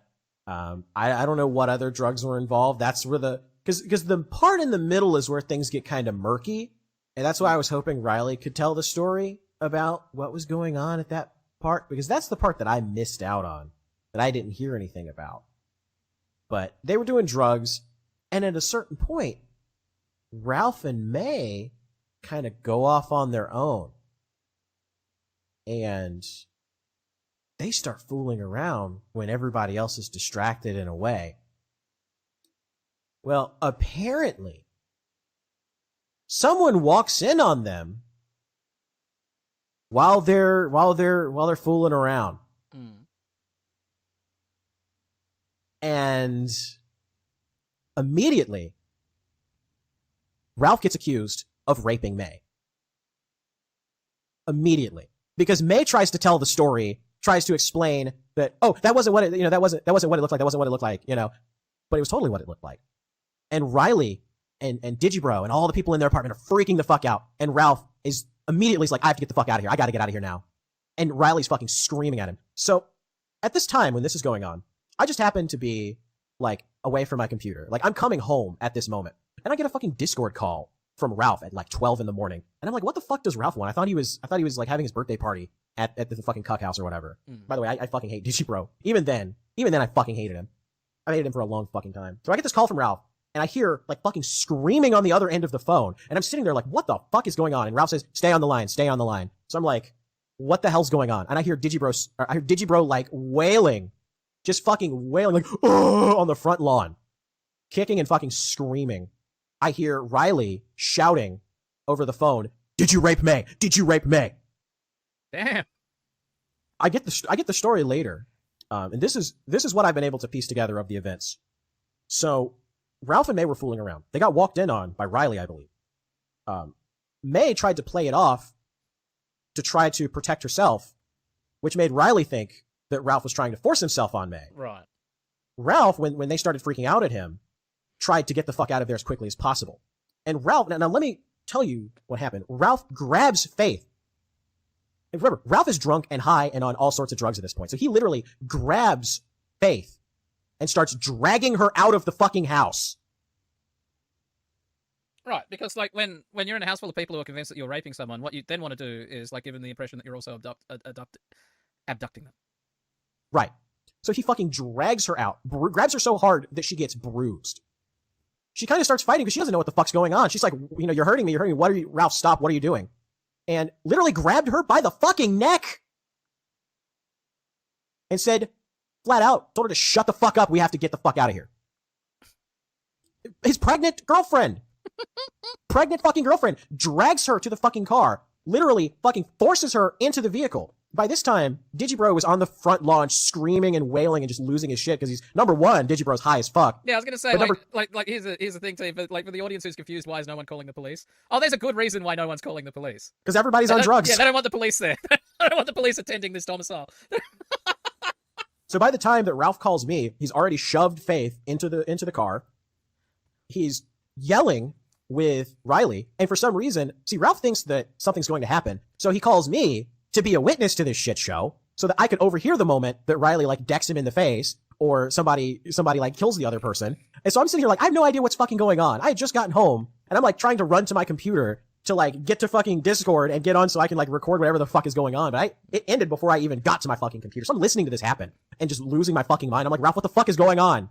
I had no idea it was this bad. I really had no fucking idea. So Ralph gets into his car and tries to leave, but Riley fucking stops him and stands in front of it and is screaming like, you're gonna have to run me over. You're gonna have to run me over. Did you rape May? Did you rape May?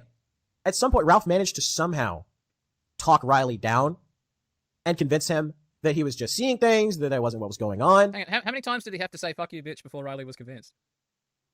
Oh, he did actually say "fuck you, bitch" at the beginning of it. He actually did say that.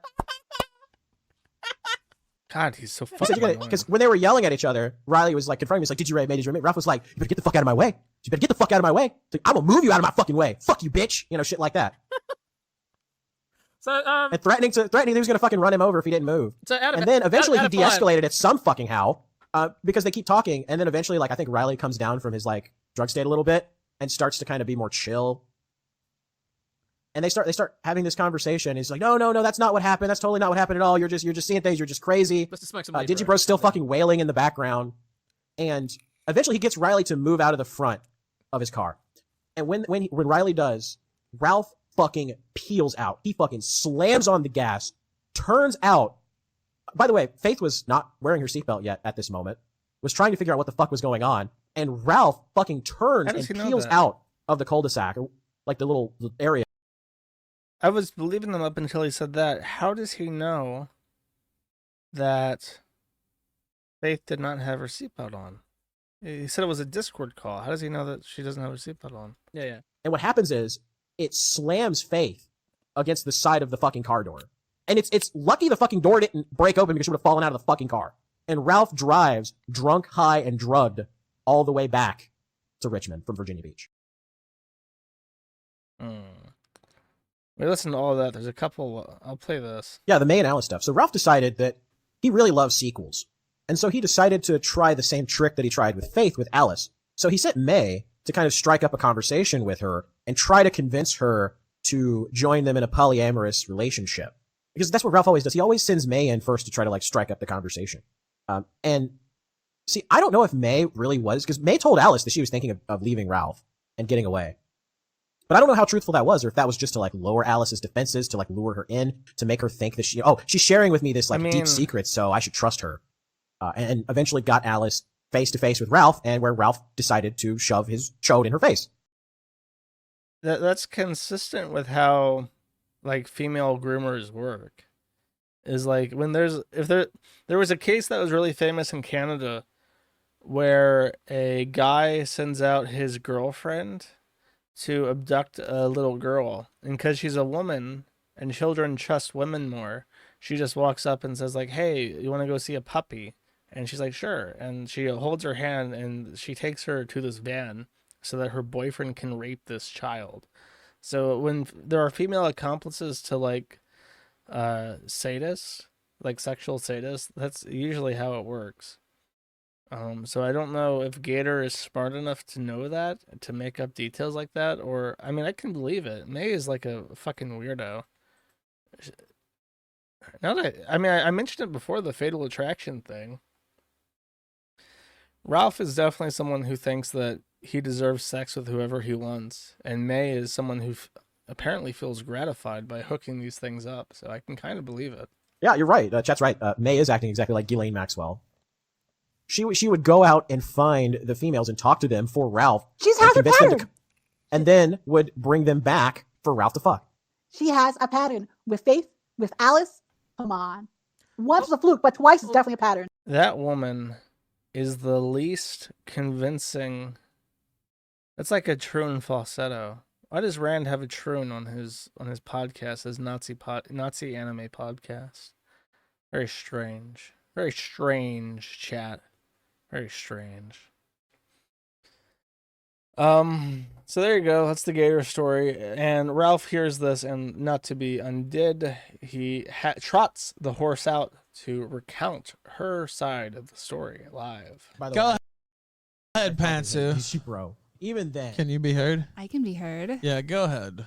What do you say to this preposterous story being told? It's really creepy hearing Gator recount it, because you can tell he's like fantasized about it and changed aspects of the story. It's just really creepy. You could tell he's totally jealous too. Just tell yours what happened. Okay. Well, you came over and we probably weren't even going to go do anything, but I like really wanted to fuck you. That is vile. Go ahead. Just tell the story. Just tell the story. From the very beginning? Just tell the story. Okay. Just tell whatever you want. Here, well, you were going to come over and hang out with us. And I was at that time living with Digi, Riley, his fucking weird autistic girlfriend that he's now whoring out on like OnlyFans. And whatever the fucking faggot bird is, right? So they were all there. And you brought over your ex too.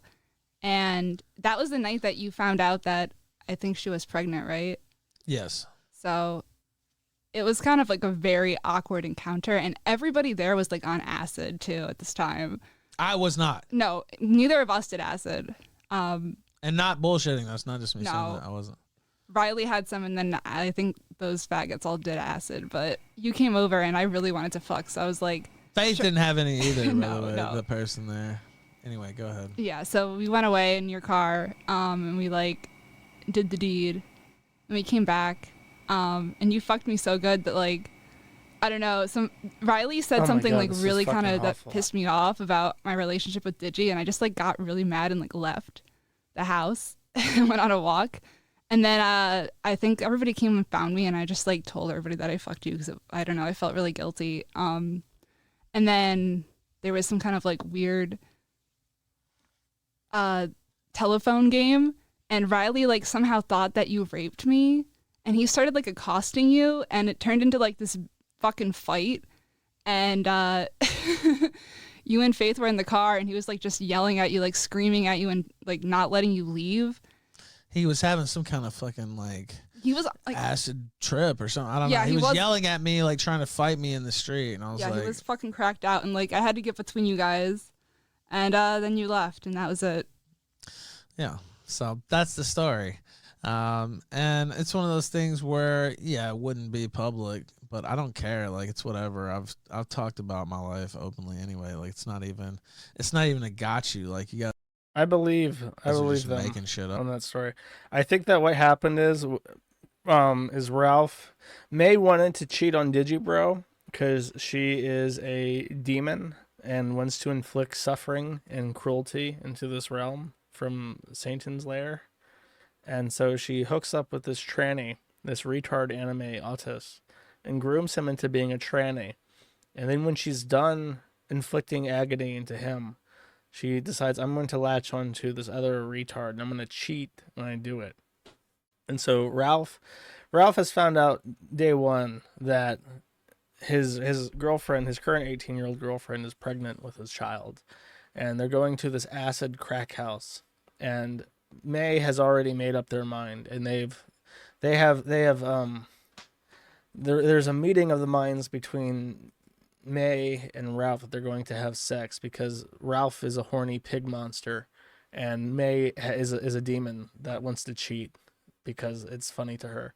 So they meet up and they do the deed, and May is now sticky with gunt sweat.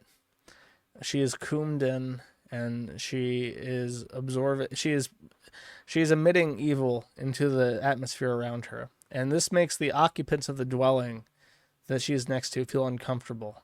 And since they're on acid and they're more in tune with the spiritual, her evil aura is causing them to trip bad. And Riley thinks there is something up, and I believe the rest of the story, that there is like accusations of rape and shit that is going on. And Ralph freaks out and he's like, if I get killed here right now by these cracked out fiends, I need there to be evidence. And he turns to his most trusted friend, Gator, and turns on Discord and calls him, just so that there is a witness in case May and Ralph are murdered there. Gator will be able to assist the police in identifying his attackers in any way possible. But thankfully, for absolutely nobody, Ralph and Faith make an escape. And Gator just kind of fills in the gaps in his mind because Gator is an unreliable narrator to his own life. If he were to try and recall a story to you that he experienced firsthand that was a significant turning point in his life, he would not be able to recall it with even 50% accuracy. So that is what I've come to as a fair and impartial moderator in this issue. That is what I believe to be true. So, yeah, American Psycho Cell, exactly. So to round off the Gunt news, the other update is that we have found out why Ralph has moved. There is a civil court case against him from the guy who had... Okay, a couple months ago, Ralph went to D.C. and he got T-boned. He was at an intersection and his passenger side of the car was smashed the fuck in. And he got T-boned at an intersection. He was found at fault. And I remember this very clearly because he went on Twitter and said, my fucking insurance payout was so big, I just bought myself a new car. Sweet. And everyone was like, that's not how insurance works. And now months later, he's being sued by the person who hit him because he was, again, found at fault. And I assume that there is some long-term physical health issue that he has as a result of being in this car accident. Because, you know, car accident, Ralph walked away with just bruising up and down his body. But you know, car accidents are like very chaotic. Here's a fun fact. Patton died 1 year after World War II ended because he was in a car accident. And even though he was in the back seat, he hit his head up against a window in the back seat and it like compressed his spine and inflamed his brain and killed him. It's a very sad story. My point is that even the people you may not expect to get hurt in a car accident can be fatally wounded or seriously lifelong injured as a result of an accident. Sabotage. Patton was murdered. I don't know this story, guys. You have to fill me in. Be sure to send me emails with book suggestions about this, because I'll definitely read them. He also wasn't wearing a seatbelt. Aha. Anyways, he's being sued, and the exact day this was filed, by the way, he moved. He announced that he was moving out of Richmond. He would never declare where he was living, and nobody would ever be able to find him again. So now we know why he has moved. It's because he is dodging servicing from this guy who's trying to claim damages. And what's very funny, I don't know if it's, I guess it's a few pages back now. Actually, it's going to be in the Gunt Hunt thread. I'll play a couple seconds of this actually because it's pretty funny. I've now called it the Gunt Bounty Hunt because he is trying to dodge servicing. So this happened yesterday, and we'll listen to it. I understand he's going to build a studio in Florida. This is Bibble, the pet black of the Killstream talking. I understand he's going to build a studio in Florida, whatever the fuck. Honestly, man, I might have to go to Florida. Florida seems like it's the place where all the base people are going. And, you know, also we have to combat all these. I mean, that's where your new place is, right? Oh, fuck. Oh, fuck. I'm sorry. Bibble, oh, fuck. Dude, come on. Oh, fuck. Oh, fuck. I'm sorry, dude. I'm sorry, dude. Fuck! That's all right. Just... I mean, they don't know where. They don't know where. Don't worry. They won't. Just still, they won't find. Don't worry about it. Don't worry about it. Fuck. I was excited about. Just don't worry about it.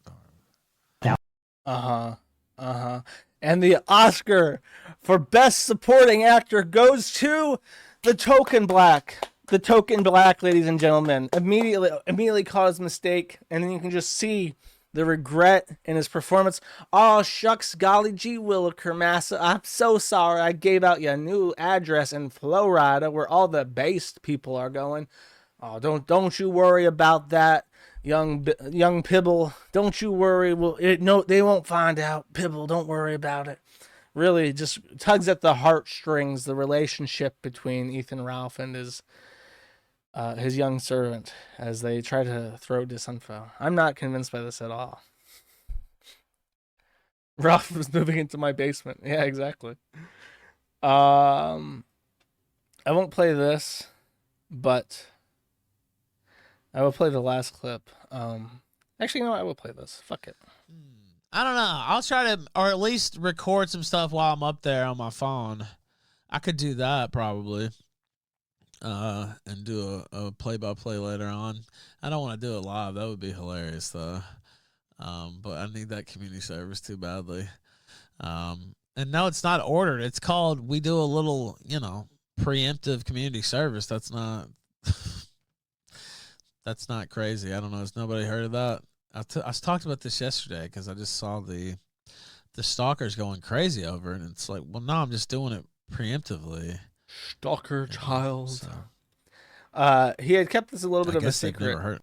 but he's facing new legal issues because, of course, he is. I think he was going 65 and a 30 or something, or like a 60 and a 30. I think it was 65 and a 30. So he's facing like more fucking driving issues because he can't help himself. And his attorney told him to volunteer for community service before it even goes to trial to try and soften his sentence. So now Ethan Ralph, the gunted man, is wearing a high-vis vest jacket on the side of the road in Virginia with one of those pokey sticks, literally sweeping it up for the state of Virginia so that he can hopefully reduce his sentence by the time it goes to trial. He is literally sweeping it up in real time on the side of the road because he has a suspended sentence, and he has done this so many fucking times that there's a real chance that he will go to jail. So his attorney told him, just subscribe to community service. By the way, you might have noticed that the title of that episode was Josh Moon's Long Lost Dad Located, and it was a real letdown. He announced that this guy was my dad, but I thought everyone knew that Critical was my dad. I thought I've talked about that before. I thought he had talked about that before. I don't really watch his content, but I thought everyone knew about it. No. This was his teaser. You ready? Oh, he's playing music. It's a big deal.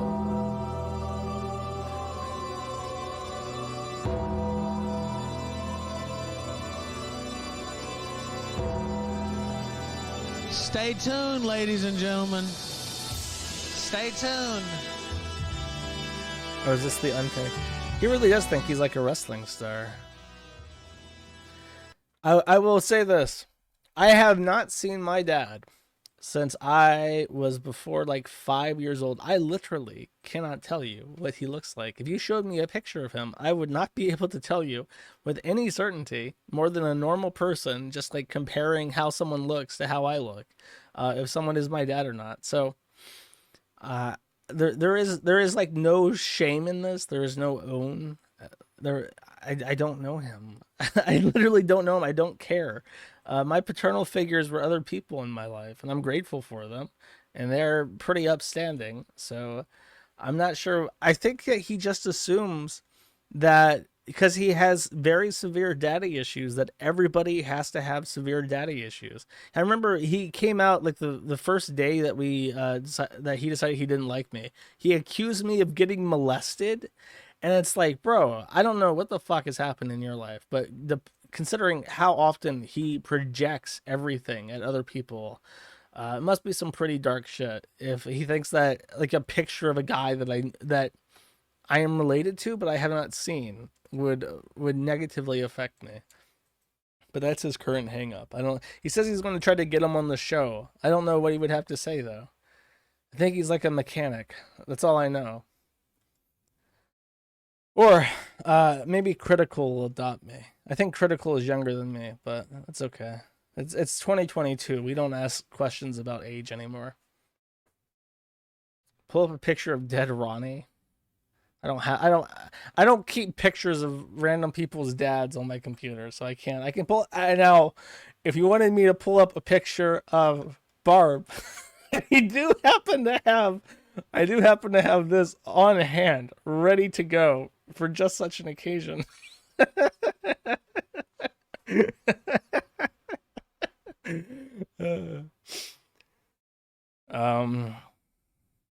Oh yeah, I think that's it. Did I miss anything?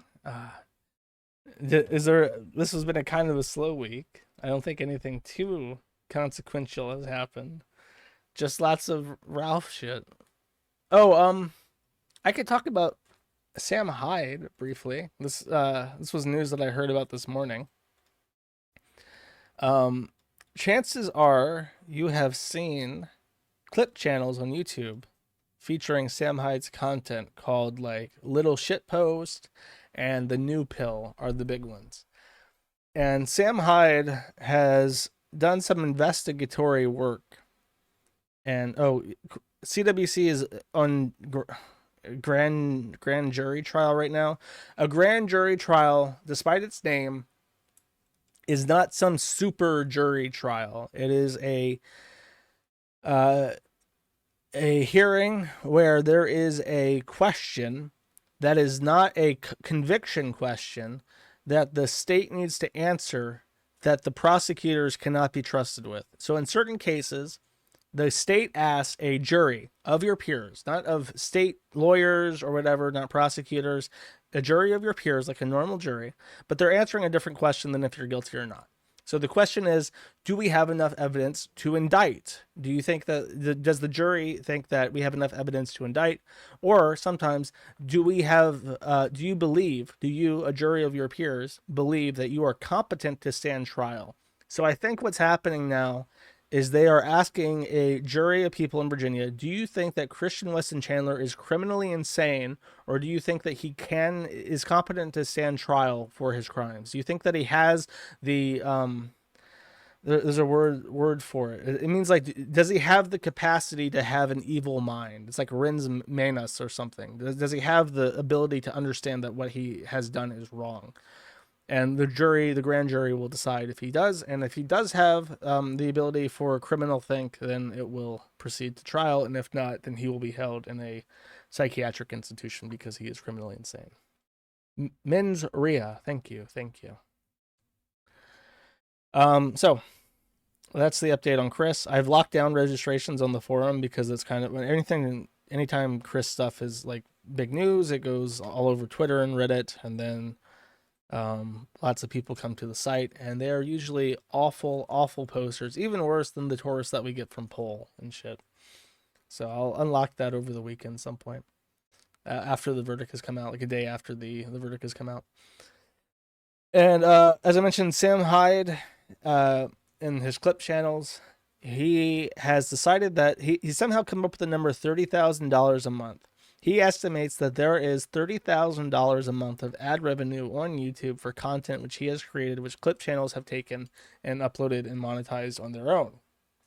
So he has swung his dick around and told Little Shitpost and The New Pill, which are the two largest channels that clip MDE content, that they're either going to give their channels over to Sam Hyde and accept a payment system, or he is going to use the content ID system on YouTube to claim their content and their ad revenue. And Little Shitpost has accepted the offer of something like $4,000 a month, or 20% of the ad rev, whichever is higher. And the New Pill has not accepted that offer. So I don't know what the plan is with that is. I assume that he's going to try to content ID it, and the New Pill will just fight it. And I think that this is a bad idea. And I'll do my spiel, and then I'm kind of curious how my audience feels about this as well, because I know many people listening are probably fans of Sam Hyde and MDE. I definitely like a lot of the things that I've seen from him. I don't like a lot of his intentional comedy work, and I think that his podcast is kind of shit. But there is some funny stuff. Like, everyone's a big fan of that car salesman guy, and I like him too, and I think that they do a good podcast together. But whenever he's on the podcast with his fucking sycophants who suck his asshole like Bic lighter, they are just the worst, most unfunny, most uninsightful people ever. And I do not understand, besides the fact that they fillet his anus on the reg, why he keeps them around and why he puts them in front of his audience, because they are just so fucking insipid. And I have no interest in like his edited content, like Hyde Wars. What I've seen of that, I didn't like. And his insistence on paywalling his podcast, which is ostensibly the most interesting thing that he does, even though it's the most low effort. It's like, this is why people do podcasts. The podcast formula is very successful because it is relatively low effort and high reward. It's very engaging. People like podcasts. They like long form entertainment these days. 2 to 3 hours of, consistent quality once a week. That's what people want. And they have their lineup of shows. And the fact that he like paywalls this is a bit bizarre. It's like, you should be putting this out there and then using merchandise like most people do, and then using your Gumroad as a way to, fund your more expensive endeavors, but to get your name out there some other way. And attacking his clip channels seems like a genuine blunder. I really don't understand. He said that he tried to give them an affiliate code and then see if he could convert people watching the New Pill and Little Shit Posts to Gumroad subscribers.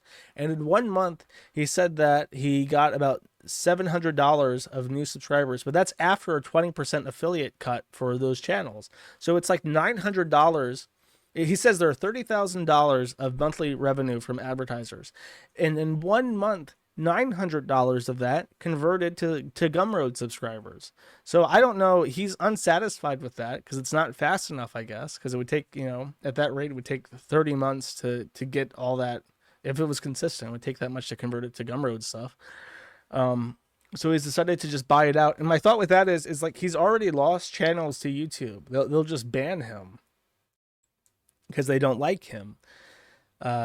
So I'm curious, like, is it going to be a thing where he monetizes this channel, he gets the money for the ad revenue, and then he gets banned, and he just ruins that Little Shitpost channel, and he loses one of his platforms on YouTube?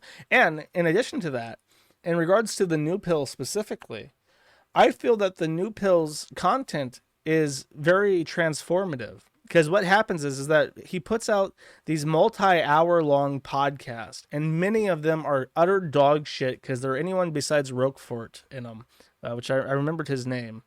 Roquefort is the guy that sells cars. If they don't have Roquefort in them, then they're utter shit. So clipping out anything funny out of those other episodes is an actual job. You would need to pay me to make me sit through one of those podcasts and listen to those fucking retards and then remove the funny segments and put them on as clips on a channel. You would have to pay me for that. I would not do that for free. So what the New Pill does is he takes multiple clips from multiple segments. Like, he's got a genuine fan brain, and he remembers anytime Sam says something, and then when he wants to make a video, he'll access like 4 different clips, slam them together, put them into a specific order, and he'll even take stuff like years and years old, like 10 years old, from when Sam Hyde was in his mother's house, like yelling like a psychopath into the mirror of his mother's bathroom while she yells at him for being so noisy. Like, he has all that material on hand in his brain library, and he makes something out of all of that that's completely derived and distinguished from Sam's actual content. So I think that's fair use. I think that if he did try to claim that shit, the New Pill would be completely in his right to fight it all the way to court. And I think he would win because it is transformative. And it's like, that's not a relationship. You should not be thinking about suing your fans, is my point. You should not be threatening to sue the guy who has the big brain library of everything that you've ever said because he loves you that much. Which is why I say it's a blunder. It really is just completely bizarre. I don't understand the logic of it. I don't know if it's greed or what. I don't know. I could be wrong, but that's my take on it. So I will ask you, do you think it is a blunder for Sam Hyde to try and own his clip channels? Yes or no? And we'll let that fill in. I'll take a sip of water. Or you know what? Do I want to? Yeah. You know what? I'm gonna go get a drink of water, and I'm gonna let that poll play, and I'm gonna play some nice African American music for 1 minute as I do this. Give me a second. A nice little interlude before I get to my shilling. Up the dude at the promo dub, big that tongue, motherfucker. Big new cop like the promo, motherfucker.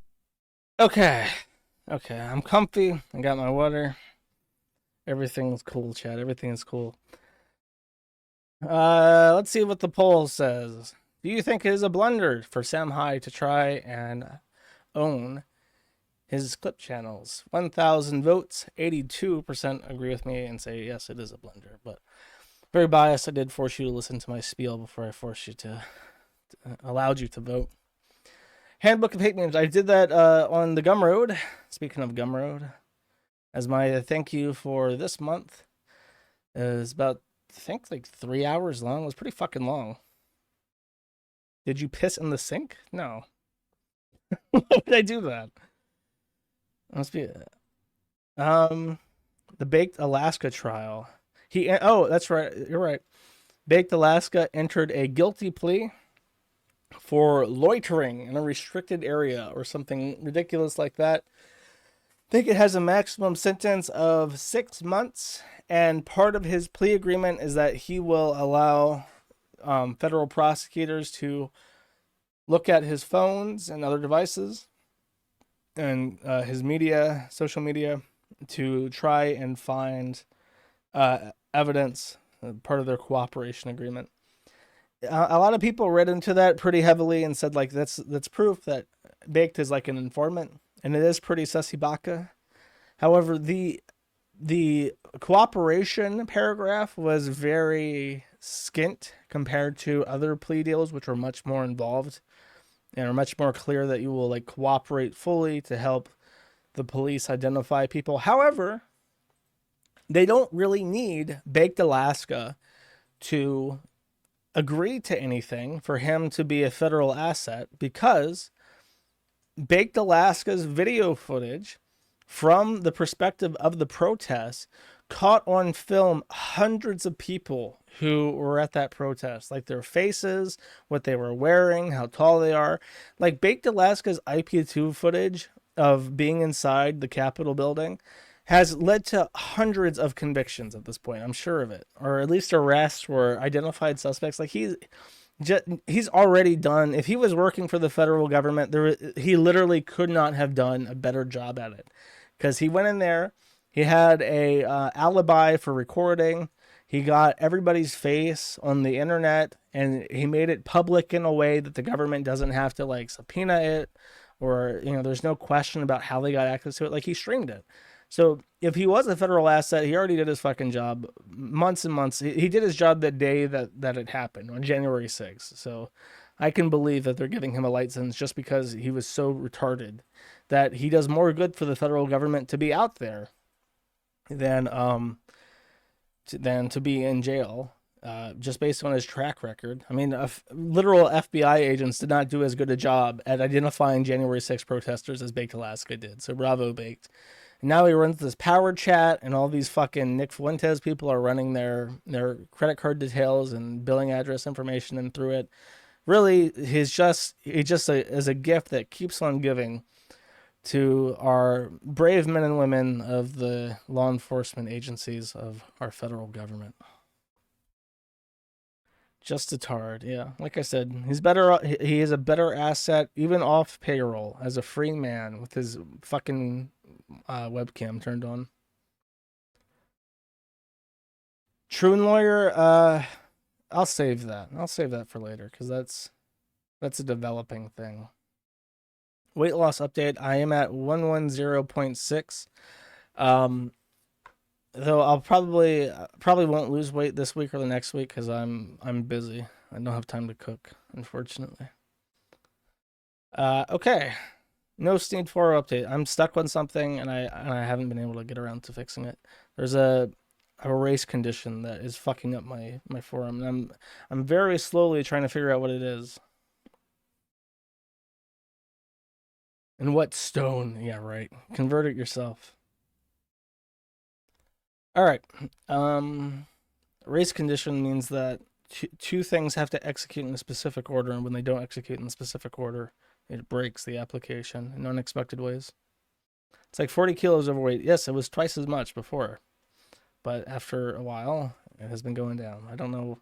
I explain this every time, and people are still like, oh my god. Well, unless I take a fucking axe and a machete and I just start carving myself like a Thanksgiving Day turkey, it literally will not come off any faster, and I don't need it to. All right, it is time. It is time to chill, boys and girls. We have completely decimated the monthly goal for this month, which is extraordinary. I'm very happy. Thank you for everyone involved in supporting the show or whatever. That sounds very sarcastic, but I mean it. I've been very busy this month, and the money is helping out extraordinarily. So thank you very much. I will get to the super chats now. If you want to stay around, I appreciate it. People seem to like the super chat so far, because it's not. It would be different if I liked anime, If I liked anime, every super chat would be like, "Hey Josh, what do you think of Oshoji no Chubuwa?" And I'd be like, "Oh my god, the way that Shinji Gakaru was in that on season 2, I almost cried. It was so amazing. Every time Boku Tuaru puts out another one of these Oshinjis, I'm just thinking like, holy shit, that's fucking that you don't see that in the West anymore." Whatever, fuck it. Or Warhammer. Josh, what's your favorite Necron? I don't fucking know. I like the robot one. I like it when I take my robots and I paint them. I like to paint my robots. It makes me happy. It really soothes me when I paint my robots. Anyways, Max for $5. Hey dude, long time listener. These streams are a highlight of my week. Did you ever watch the Jesus chat line back in the day or the Ark? Maybe they'd give you some laughs. Take it easy, man. Keep it up. Glad you like the streams. No, I have never heard of the Jesus chat line or the Ark. I apologize. There's some like shows that had prank calls and shit. True Capitalist Radio was the first one of those that I ever got into. Anonymous for 10 tweets or says, very funny joke. No, come to Hawaii, best state in the union. I could not think of a single state besides like Washington D.C. maybe that I would rather go to less than Hawaii. What a fucking, literally like a volcano island in the middle of the Pacific with no guns and tropical heat. Fuck that.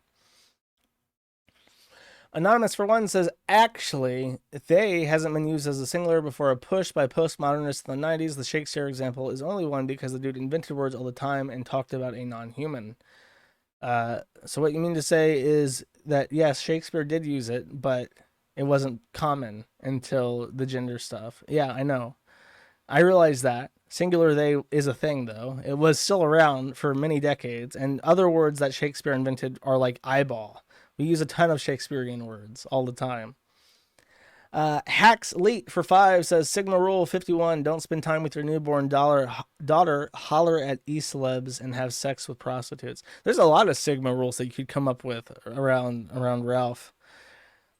Sigma Rule, when you are accused of rape, grab the nearest hoe and shove her into your car. Then drive away very quickly. Toilet Duck for 5 says, I would like to see more bad video game videos. It would be a great feature for the Gumroad. Would you consider giving us a tour of Blockland? Quack. I found, speaking of, I'll show this real quick. If I still have it. I do not have it. Fuck. I found old code from Blockland for my zombie mod. And I shared that with someone recently. It's in C# derivative torque script. But I can't play video games until soon. I don't know when. Like I said, it's probably early 2023 that I'll be able to play games again. Ice Mexican for 10 says, to quote, meme aficionado Joshua Moon, black people violent Lamau, bottom text. Yes, it's true. That's a quote from the Gumroad exclusive hate memes commentary. I was explaining the difference between left-wing memes and right-wing memes, and left-wing memes have to explain the complex socio-economic explanations for everything, and then right-wing memes are just like black people violent Lamau, bottom text. Anonymous for 5. I listen to these with my 2-year-old. That's a mistake.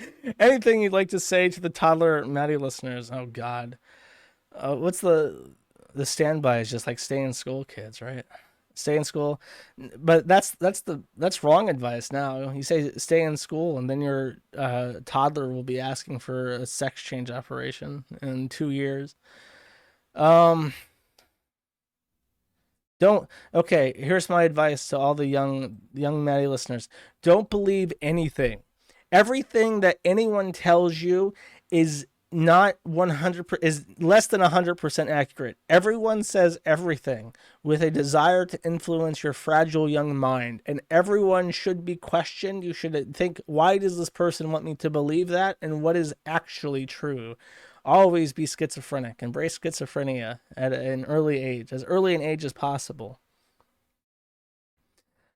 Feanor did nothing wrong for 3334 says, Jemson is a pedo, Samuel is Anglo, overpaid is Chinese, Tweezy is fat at non-white, Kill Rungle with Brick. Sneedcord Never Dies. Currently viewing thread. Chantal Fruity Beauty. You predicted this.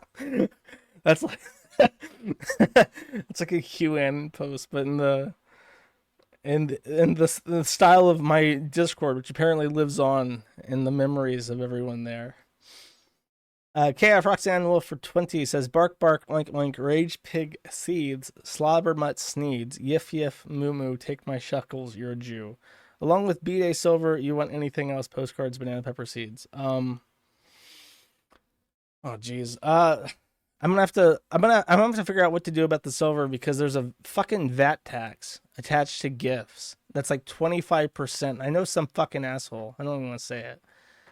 Basically, you should value if you're going to send me anything, value it as little as possible. Say that it is an ornamental gift with no intrinsic monetary value. It's just trash. Or if it's old US currency, say it's worth as much as the face value. You send like 5 JFK quarters or $50. That's $2.50. That's the truth. Kelsu for 10 says, would you rather live next to a black Christian family or a white pagan family? That's a trick question. It's like a Sudoku puzzle. You have to think of the surrounding context. If I'm living next to a black Christian family, chances are I'm in the South and I'm enjoying my 10 acres and my rifles. If I'm next to a white pagan family, I'm in Washington near Seattle and I'm living in hell. So, I guess I would have black neighbors. I would have literal neighbors living next to me. Can you imagine that? Whites can be converted, dude. If you're doing the pagan LARP shit, nah, there's no helping you. If you've embraced Odin as your personal deity, and you're like walking around with antlers in like fur coats to celebrate the solstice, you're fucking gone. I can't help you with that. I can't beat you over the head with a Bible and fix you at that point. I'm beyond hope. William Joyce for 10 says there's a skeleton inside that skeleton. It's crazy to think about. I always see dog chews when I look at anorexic people. Like, yeah, like a dog could just carry you away by your femur and you would be helpless to resist it. Ice Wallow Cum. Ew. For 5 says nothing, but he already got what he wanted. And then for 20 says Sigma Rule 561, force your viewers to watch a skeleton when it's not October. You have to prepare them. You have to give them mental fortitude for the horrors that await. By the way, I'm working on a special project for October. Stay tuned. Stay tuned. When you see it, you'll be like, oh my God. Josh predicted this. He hinted that this special cool thing that I'm watching is real. Months ago, even. Frog God for 1 says, remember to add the Peepo dance at the end of the stream. Okay, you know what? Just for Frog God, I'll pull it up. Abominable Homan for 10 says, reminder, PPP nearly blew a once-in-a-lifetime interview with Andy Dick because of his low-functioning autism, and IP2's Chicken Andy had to salvage it. Imagine needing Chicken Andy to save your ass. Well, if you're lucky, Chicken Andy won't save your ass because I think he has HIV and he probably will get monkeypox. I can't wait for the monkeypox IP2 saga. That'll be great. When Alice is on camera being like, Ralph gave me monkeypox, and she has like blisters all around her mouth and shit. I'll watch IP2 then. That's my promise to you. When Alice has monkeypox blisters all over her face, I will watch your fucking streams. And I'll send in a super chat or two to somebody. Not Alice, though, because she's a thought. Tanuki, Protective Hug Giver for 509 says, hello, Josh. How's Rooform going? Here's another song rec as obscure as I can manage. Stay cool, furry savior. Ruforo is doing fine. When I have free time, I can't wait to get back into it. I fixed some minor bugs recently, but nothing too major because there's a serious issue with the way I do authentication, and it's really fucking bothering me. I need to fix it. Kings and Bears fade out. Okay, I'll listen to that after the stream. Nigger's tongue... Oh, wait, I fucked that up. Tigger's nunge my anus for 5 says, Josh, you should be a cop. They encourage you to be fat. I would rather be anything besides a cop. That's that's just a nightmare. Imagine having to deal with black people literally every day. Like, irate black people who already fucking hate you the moment they see you because you have a badge. Like, no, thank you. I would rather be in Hawaii than a fucking cop anywhere. Buck Broken Beta for 305 says, please tell my GF you're not interested in her. She's obsessed with you and wants me to use my Josh voice when we are intimate, and I'm kind of sick of her talking about you. That is homies posting their L's right there. Why the fuck would you pay to admit that? That's why she's interested in me, because you're pay picking me when she's like obsessed with me. You have to pull an Ethan Ralph at this point, grab her by the throat and throw her in her car and drive away like as recklessly as possible. You need to reestablish dominance at this point. Fligu for one says B2 ga gum b goo go fligu go. I'm not reading. For $1, that's all you get. I was thinking maybe you were doing the black people speak, but you're doing fligu gigu, and that's not acceptable for $1. Sonic the Italian for 2 says, how do you feel about eugenics, Josh? Eugenics can be pretty base. I mean, whether you like it or not, we're going to be eugenics. People are going to select artificially. They already are. There was a Chinese doctor who CRISPR'd a baby to fuck with its genes, and the baby was born, and nobody knows what happened to it because the government abducted the baby. For the win for 10 says, the Gumroad thing fleeces me. Can you fix that if I send you money here as well? Yes, sarcasm. Email me. If you're not getting what you paid for, you need to send me an email and tell me what's wrong, because you should be able to find everything under content on Mad the Internet. Just make sure that you're at the $5 supporter bundle if you're below that. Anonymous for 10 says, you're right about pro-abortion not caring about their existence. My ex was pro and she told me she wished she had been aborted so she wouldn't have to experience all her trauma growing up. It's fucked. Yeah, that sounds about right. It sounds like what I expected. That's kind of sad, though. You probably shouldn't air out your girlfriend's or ex-girlfriend's dirty laundry like that. That's kind of mean. Yeah, my ex-girlfriend was super molested and she wanted to die. You're right, Josh. Like, thanks. I knew I was right before you sent me that and lowered the mirth level of my stream. Dantiok for 5 says, but no, what about my rape babies? We should have birth-capable humans who become rape victims to be able to abort their rapist baby. But no, what about rape babies? We should have birth-capable humans who become rape victims to be able to abort their rapist baby. I'm not sure. The rape baby thing is very complicated. When it comes to like defects and rape, I don't know. It sounds mean to say. It's like, I think rape babies should just be aborted, because if there's like reproductive abusers who just want to like rape to impregnate women, you shouldn't reward them by forcing them to give birth to it. That feels wrong. I always want to deny people what they want if I think that they're an asshole. That's my nature. And I definitely don't think that a rapist should be entitled to custody or visitation or anything. Twinkletard for $100 says, I want to give a shout out to Rye Wrangler, an award-winning erotic fan fiction writer whose work you can find on Amazon, LGBT plus friendly. Rye Wrangler is a guy on the Kiwi Farms who is like, I think he's like chronically addicted to pole, and all he does all day, every day, is post shit he gets from pole in chat, and people bully him and call him an LGBTQ plus fiction writer because they know it bothers him, and he continues to every day, literally every day for hours a day, post pole shit into chat.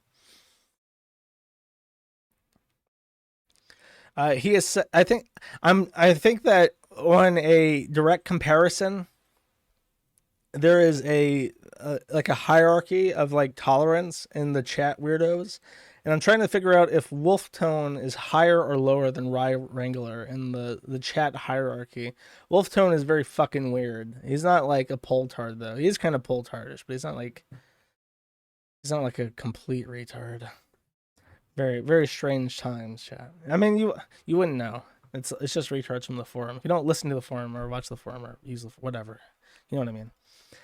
Hacks Elite for 2 says the Worski shit physically hurts to listen to, and then he throws a bunch of tomatoes. And that seems to be the prevailing opinion in chat at that point. It is like PPP seems uncomfortable, which I think that should tell you something. If you're on air with somebody and you've bound yourself financially to this person and they're like causing you to cringe physically, it's probably a problem. Kiryuma for 50 says tomatoes, and this is at the same time. So he was so shocked and appalled by Andy Worski's abortion rant that he gave me $50 to throw tomatoes at him on screen, which is pretty based if you think about it. Torrent for 5 says the Tardsky song is the opposite of Kino. I see he's learning from the mundane Matt school of crisis management and leaning into this controversy as hard as he can. That's a little bit true. Mundane Matt is more groveling though. Like Mundane Matt's thing, I find myself very repulsed by Mundane Matt because even though he's like leaned into the joke of the Boulder string, he leaned into it so much. It's like pathetic again. He named his podcast Boulder Talk Radio and shit. And it's like, bro, you're naming your shit after like the biggest humiliation of your entire life. There's owning like the joke and like rolling with it, and then there's like eating it straight from the toilet and covering your face in the joke, and then walking around in public with the joke smeared on you, and debasing yourself endlessly. At some point, people stop laughing at the joke because you've made it so awkward for everybody. Red Eyes Black Dragon for 10 says gray aliens are real. I have no comment to that. I'm not into the gray alien conspiracy theory. I have nothing to add. Dandy for 20 says, Josh, you've always reminded me of the character Brian Oblivion from the movie Videodrome. Also, shout out to the fuckers that outbidded me for the coins. Big ups, BP chat. I'm sorry you got outbidded. But I gotta hustle. I wish I had 6 coins, and maybe you wouldn't have been outbidded. And I've never seen Videodrome, so I can't opine how true that is. Chantal Olive Marie Soralt for 5 says, I wish I had more money to send you, but I spent my entire YouTube paycheck this month on Nader and Nashies. By the way, thanks for the Christmas card. No one's ever sent me one before. I bet you can fix me. Well, you're very welcome for the Christmas card. I'm not sure anyone can fix you, though. I apologize. Definitely not Nader, though. Good Lord. Have some self-respect, Chantal. Dantiok again for 5 says, can you fill me in on the deep Gunt lore? Why the hell is Ralph associated with Digibro and his degenerate colleagues to begin with? I mean, birds of a feather, but still. The answer to that question, Dantiok, is a guy called Dick Masterson. At some point, early into the Dick show, like within the first 200 episodes, he decided that he was going to get together what people called his whack pack. He was going to have people like me and Digibro and Ethan Ralph and Mr. Medicare. He was going to get like all these people together to talk about weird internet stories. The problem is that Digibro is extremely awkward and Ralph picks fights with everybody. And you can't really have these people together in the same room. It kind of falls apart.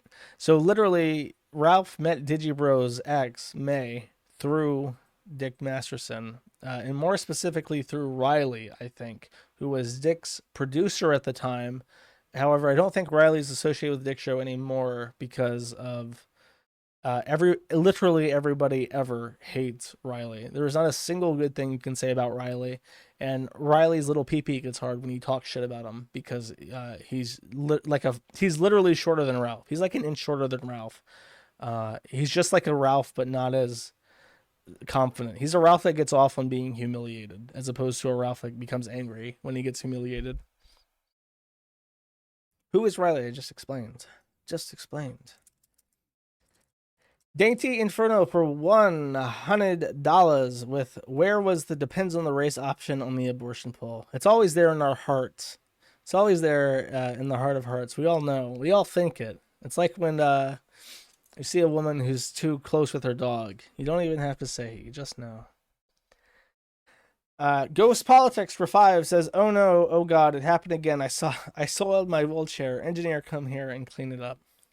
That's gross. I don't want to think about Ghost shitting himself.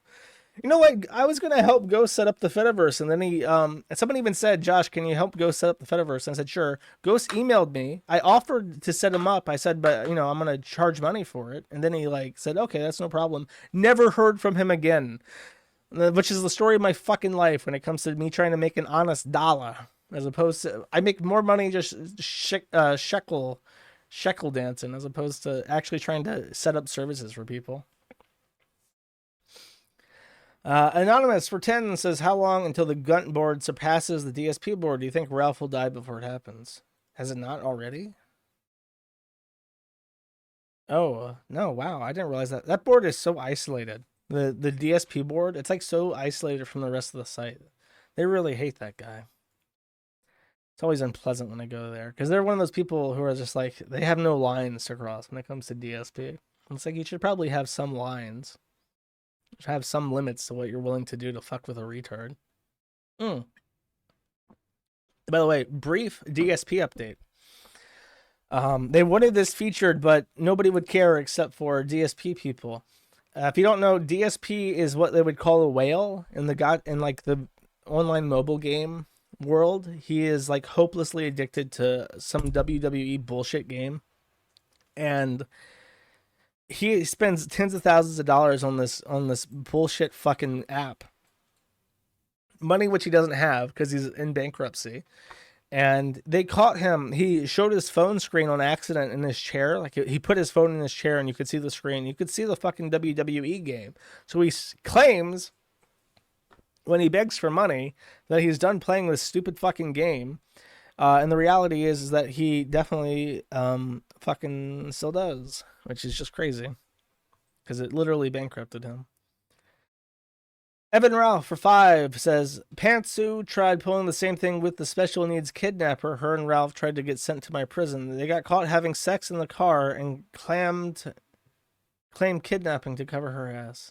While they were trying to rescue poor Evan from the mental hospital that Ralph put him in, they ended up falling in love." That's a much sweeter story than the reality. Poor Ralph was just trying to rescue his retard brother, and he met the love of his life, and the mother of his child along the way, as opposed to going to a fucking drug house, a drug den, and to cheat on his already pregnant girlfriend with the girlfriend of a tranny. That's a much less wholesome Big Chungus story than the one that you posited. Matt for 2 says, "Josh, are you the true man who has gone his own way, Sigma male?" I'm not even a Sigma male. I already said I'm a Capricorn male. I've gone my own. I'm a man that goes my own way, going my own way. I'm Sigma than the most Sigma. Anonymous for 5 says, "Josh, when is with Christian go to the grand jury? Who will be possessed by the demon? At this point, the Gunt will go to jail or be dead, so who's next? Depends on who goes to see Ralph at his final moments. Then it will jump ship to the next person. Maybe it'll be Dick. Dick will be possessed by the demon. Ralph will die during like a car accident where they're both like wasted. Ralph will be driving. Dick will be like in the passenger seat. They get into a car accident. Ralph's dead, and then Dick is possessed by the demon. That sounds plausible." The Nolatoma for 25 says, "A bruise acquired while reading the forums of your blood enemy while driving, and you cause an accident that leaves you battered, sued, and ashamed." Yes, that's true. There's a very high probability that Ralph was rage driving while also playing on his phone reading the Kiwi Farms before he got to a terrible car accident. Rungle for 10 says, "Shoutouts to Simon S. Salty." Shout out Simon S. Salty. Barb check for 2 says, Jammy, pull up that picture of Barb real quick, which I think is a reference to the bald guy, Joe Rogan. I wouldn't know for sure, though. Zod is your neighbor for 5 says, can't send more than this amount this time, but would appreciate if you could take the time to give Urbit a serious look. I believe it can solve our big I internet problem. Is this a cryptocurrency? It better not be. Your personal server, a decentralized personal server platform. I have heard of this before. I would suggest sending it to Crunklord, actually. Crunklord would take a serious look at this. And then if there's something that we can do to like help it or something. But I mean, the question that I see looking at this is, it's a software stack, a VM programming language and kernel designed to run software for an individual. Well, how do you make money doing this is the question. Because nobody's going to run this for free. They're not going to run shit because then people are just going to abuse it. And there's not going to be legitimate services on it. Unless there's like some sort of way to have like checks for it. Hack for crack for 666 says, are you unable to fly due to expenses, fear, or being served papers, etc.? Saigon is great. Would love you to fly over here. Cheaper than Eastern Europe. More comfy. Internet is good too. I just can't travel right now. It's not money, and I'm not afraid of being served paperwork in Ho Chi Minh City. It's just that I don't want to travel right now. I definitely don't want to meet up with people from the internet. That sounds like a good way to get killed, especially in Vietnam. Pseudo for 5 says, watch the EU handbook video. Great fact. The fact that they think the Doomers are a threat makes me want to go on a night walk and smoke a copious amount of cigarettes. Yeah. They list I mean, I went over the entire thing, but the handbook meme is like 100 memes and they're all over the place. Most of them are not hateful in any way. Or they're hateful in so much as someone once posted a version of the meme with like a Hitler stash or a swastika in it, and then they just declare the entire thing carte blanche as like a Nazi thing. It's just like, it's a very low IQ, very low effort.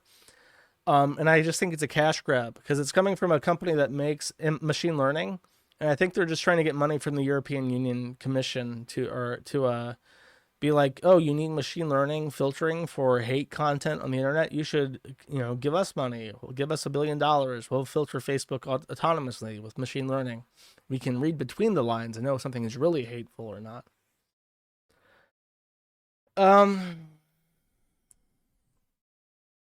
Goy Boy for 5 says, I'm an hour behind because of work. But so much for our message that Andy and Bleach Butthole are trying to give. I fucking hate the God is King Griff so much, and I hate those two faggots. Yeah, I've mentioned this before, but like the whole Crisis King shit is so taxing, and I feel really bad for like genuine devout believers because there's that very famous speech, "If I were the devil," and it's like a pastor saying, "If I was the devil, I would put sex in music and I would get everyone addicted to drugs and I would fill the church with scandalous pedophile shit and all this stuff." And then at the end he just concludes, "If I was the devil, I would do exactly what I was doing right now," and hinting that the societal woes are direct works of the devil. And it's just like, if I was the devil, I would make the most prominent Christians people who are fucking retarded and embarrassing so that nobody would ever want to associate with them. And I think that's very effective.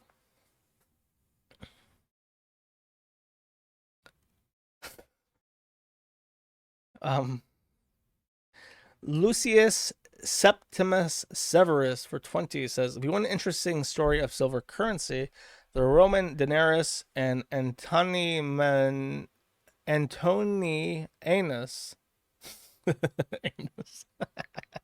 Antonianus for their decline in purity following the crisis of the 3rd century is a good listen. Also watch Giro. I can pull this up real quick. There is a graph which explains very, very well. Here, this actually. This is a chart that I've seen published many times, and it is a explanation of war, civil unrest, and debasement of the Roman silver currency.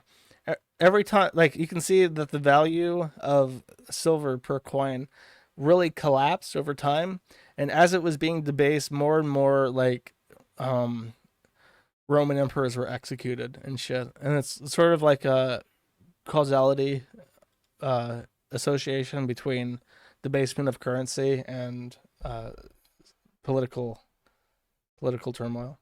Very interesting.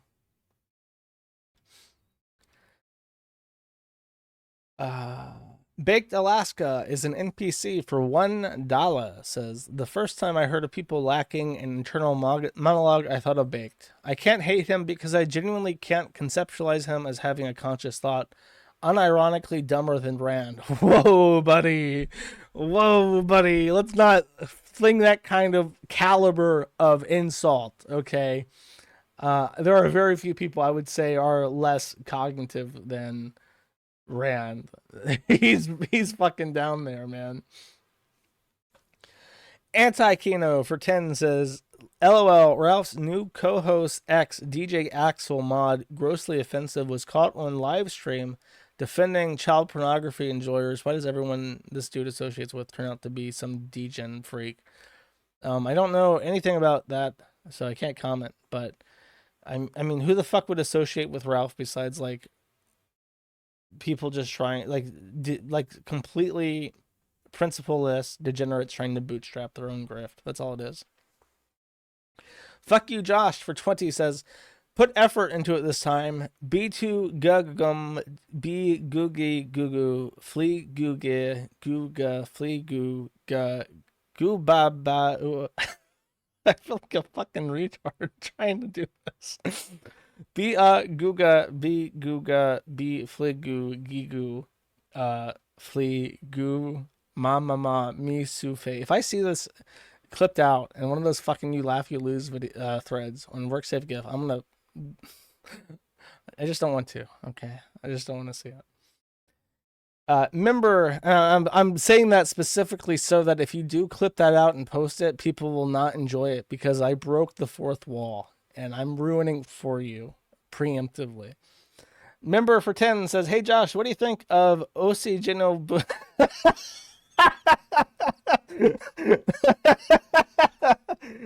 That's very good.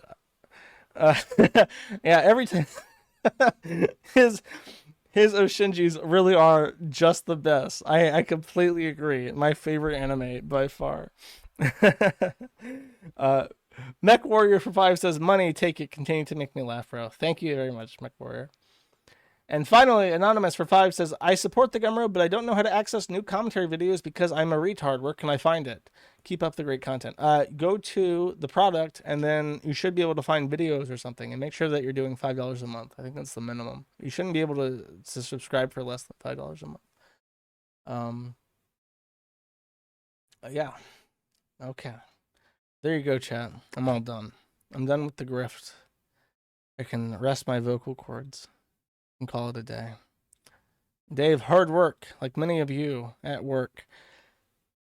Breaking your back. I'm there right along with you. I'm toiling in the coal mine with you, earning my pittance, so I can continue to run my site.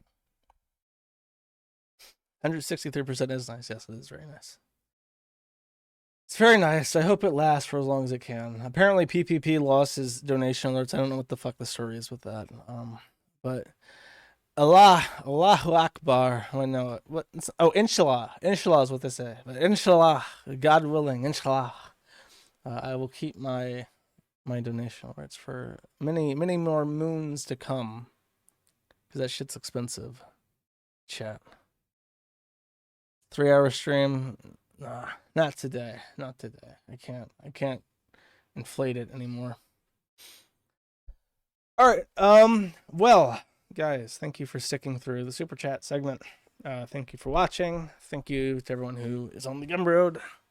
I will see you next Thursday.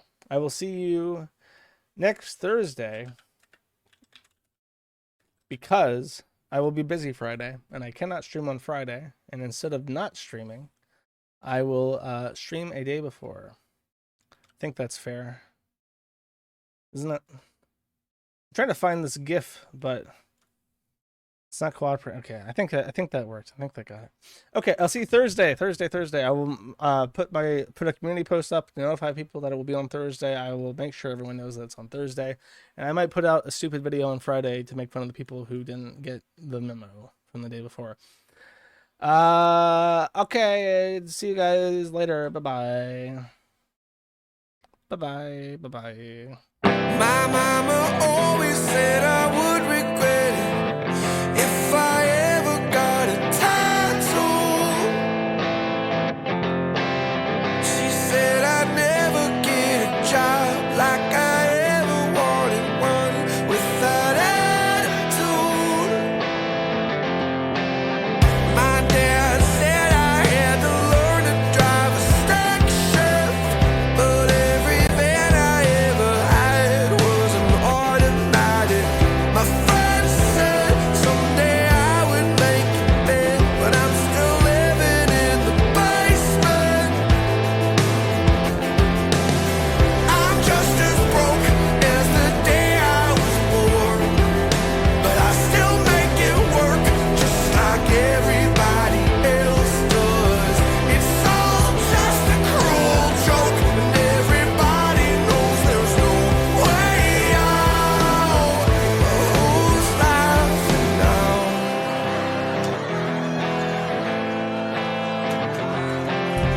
The TV said that I would never get a girlfriend unless I had a six-pack and smoked cigarettes. Well, I've got a couple extra pounds and the hottest girl in town. She don't mind having a little more of me to go around. I'm just as broke as the day I was born, but I still make it work just like everybody else does. It's all just a cruel joke, and everybody knows there's no way out. Well, who's laughing now? Who's laughing now? Who's laughing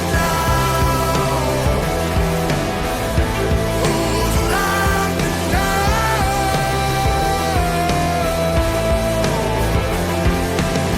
The preacher told me this was only just a pipe dream, and I've been burning both ends 7 days a